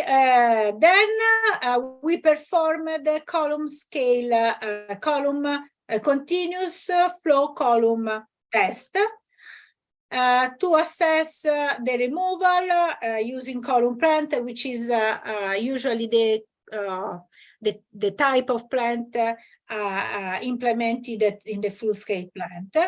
And also, so we built the breakthrough curve for the different materials, and also again for different operating conditions such as bed depth, applied flow rate, and so on.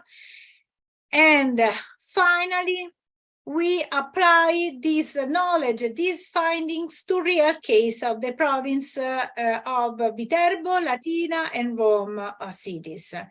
And so here, a technical sheet that we provided in the layout for an adsorption column plant for the reduction of arsenic in for one of the groundwater used by the province of Viterbo. You see the initial level of arsenic was just a bit above the limit of 10 micrograms per liter, but we had to ensure that it was consistently, the water consistently contain arsenic below this level. So at the moment, we have also another project which is going to start soon. It aims at the development of advanced monitor guidelines for urban river restoration and protection. The goal is to study the application of the different tools for usually apply for the characterization of the qualitative state of urban river. But the idea is to compare the suitability of the different tools, the different indexes, in order to provide some guidelines which are able to give a complete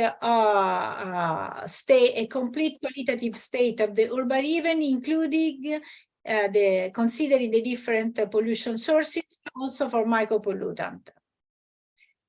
And again, the idea is to apply a multidisciplinary approach, which include the chemical state assessment, ecotoxicological effect, stable isotopes, and for a technical management solution assessment. And we will apply this to a section of a representative section of the river, Tiber River, which crosses Rome. Finally, we perform a long experimental, long studies at both laboratory scale and also full scale for focusing on the processes for and technology for a sustainable management of excess biological sludge produced from the wastewater treatment plant. And among the different minimization technique, we focus on ozonation and electrokinetic disintegration. We obtained very good results and also at full scale, and therefore the utility implemented the ozonation in a different wastewater treatment plant for reducing the excess sludge, the sludge to be finally disposed of. And this allowed the utility, the manager of the plant, to reduce drastically the cost for final disposal. This system was also able to increase the stabilization efficiency and the biogas production when the digestion is conducted under anaerobic condition. We also were able to publish our results. And finally, as I mentioned, one of our interests is also the sustainable remediation technologies for contaminated soil. We perform this study in collaboration with this company to improve, with the aim to improve the land farming efficiency used for the removal of total hydrocarbon contamination from their soil. And in order to comply with the principle of a circular economy and sustainability, we use the sludge produced from the wastewater treatment plant of the same industry as an inoculum, as a seed to improving, since already adapted to biodegrading hydrocarbons, to as a seed for land farming, the land farming process, to enhance the removal rate. And of course, we observed an improvement by this is the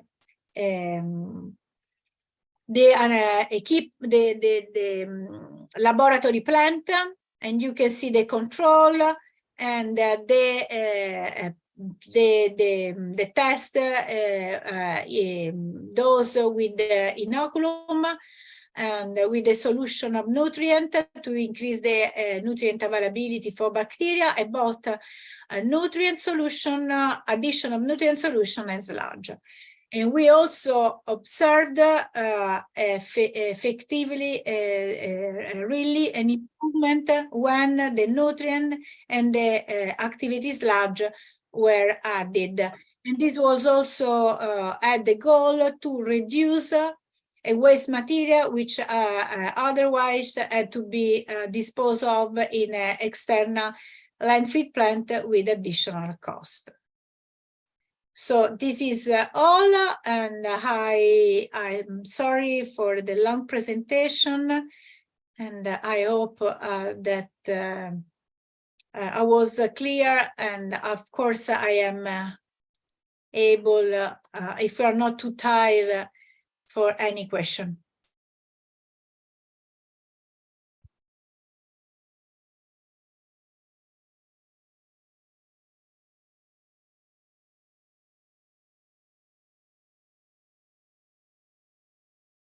Thank you, Agostina, for your brilliant presentation. Many of those slides you showed us are also subject for our research here. Some colleagues on contaminants and water and wastewater treatment, sludge, etc. And we have an agreement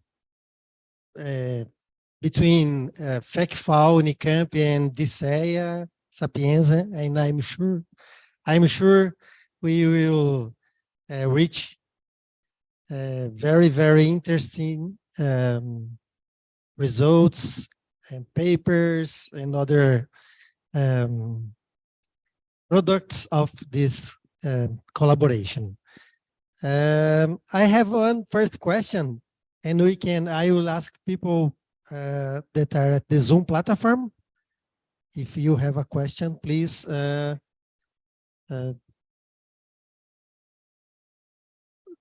raise your hand, and you'll be able to be on screen and ask directly to Professor Agostina your question. But I have a question.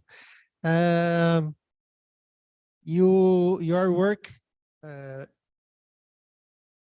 cover the build-up of those processes and systems, bench, pilot, and full scale.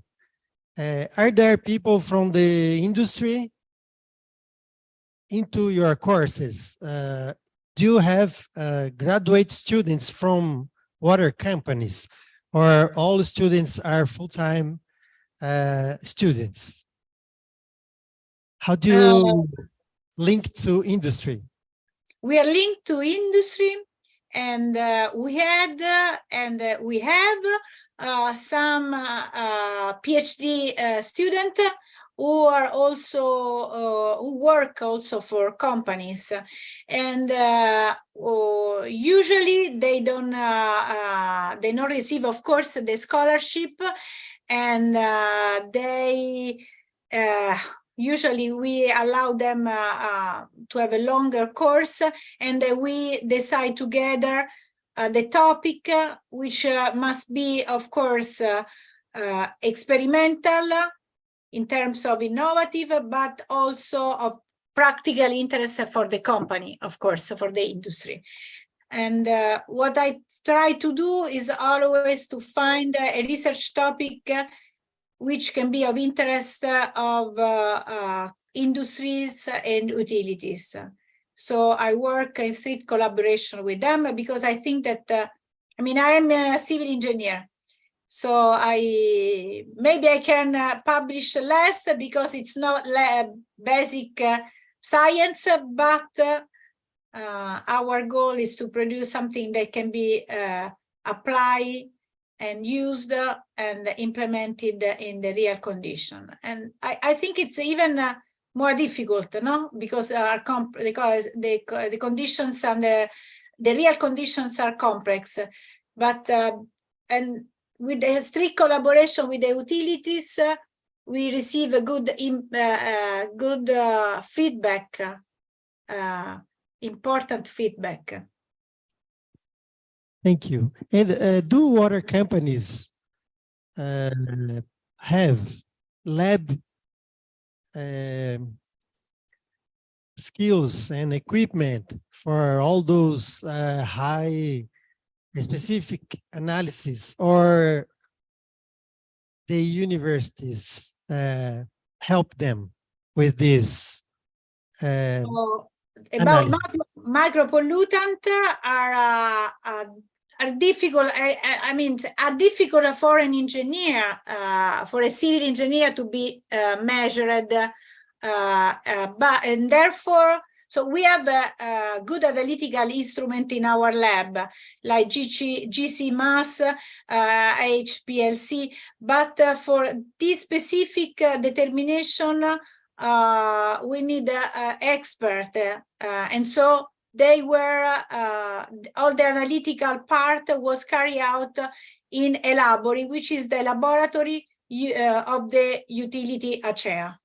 And usually our PhD students go there, they collaborate with them, like they make the treatment, the pre-treatment of the sample, they help them in running the instrument, but all the detail of the analytical process are in charge and by the technicians of the laboratory. Okay, I was wondering how they can manage those very, very low levels of PFOs and nanograms per liter, 20 in a daily basis. How can they measure and then go to risk analysis? Oh, actually, we do the risk analysis. We do the calculation, but the measurement are carried out by them because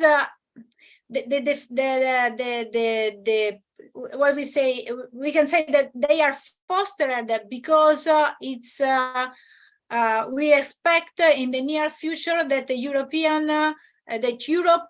will pose some limits on these micropollutants, and therefore the utility ask to their laboratories to start working on them.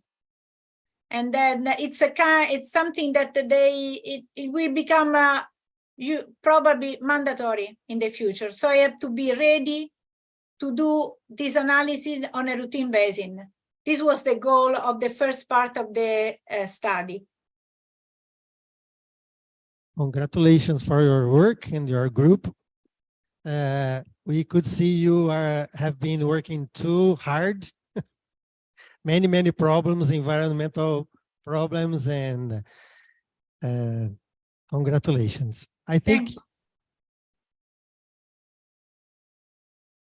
one more question.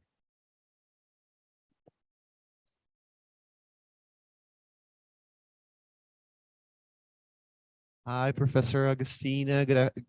Good evening, good night. And here's Antonio. I think maybe you can see me.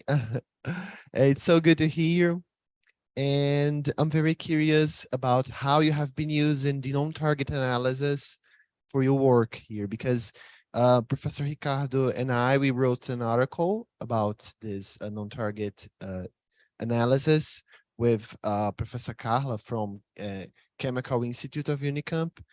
We wrote this article for a national congress here in Brazil, and we found so many interesting results, like different compounds and compounds that we don't see like in articles.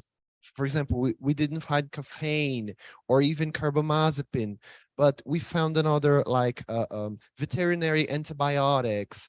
We found so many pesticides. Of course, pesticides here in Brazil are very, we have so many papers, and we found plasticizers, and some of them, they have not a lot of papers about it. And what you guys have been seeing using non-target analysis, and how you use this for your research? Okay, so at the moment, we haven't, I didn't perform. Camilla did perform some non-target analysis for drinking water treatment plant, as I showed before, at the KWR Institute. And then I cannot tell you more than this, because she's expert of this, and she also wrote a paper on this.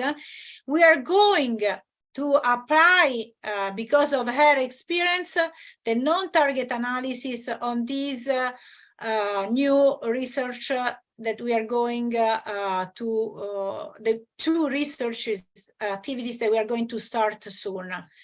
So at the moment, I'm not the expert of non-target analysis, but you can talk with Camilla, because she worked some months of that, but on drinking water, in a drinking water treatment plant instead of a wastewater, which I know is very more complex because of this extremely wide range of possible unknown compounds. Okay, thank you. I think it's one more topic that we can collaborate. Yes, of course. Yes. Unicamp. Thank you.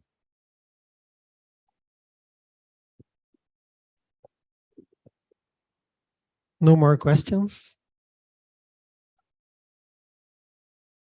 Agostina, I know it's 11:30 in Rome.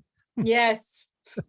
So I must say thank you very much for. I'm sorry because I was too long. I'm sorry. I didn't see the time, and so I talk and talk. You know, Ricardo, you know me, and when I start talking, then I never stop. Sorry. Fine, it's fine. No I'm problem. typical Italian. We talk a lot. Italian way of. Italian way. Okay. It's great. Thank you very much. And people will be able to watch on YouTube your presentation. And I'm sure your presentation will inspire many of our students and colleagues in their research projects. And also, I'm sure with our agreement between the universities, we can go further in this adventure. Yes, of course. We finally got the signature from all. And so now we have to use this agreement, and we have to obtain other agreements for students and for all our the activities that we want to carry out together. Yes, of course. Okay. Thank you very much. Obrigado a todos que estiveram acompanhando, né, aqui presencialmente ou na plataforma Zoom, no YouTube, esse seminário, essa apresentação da professora Agostina Chiavola. Uma boa noite a todos. Thank you, Agostina. Ciao, arrivederci. Goodbye. Obrigada. Boa noite. Boa noite. Obrigado, pessoal.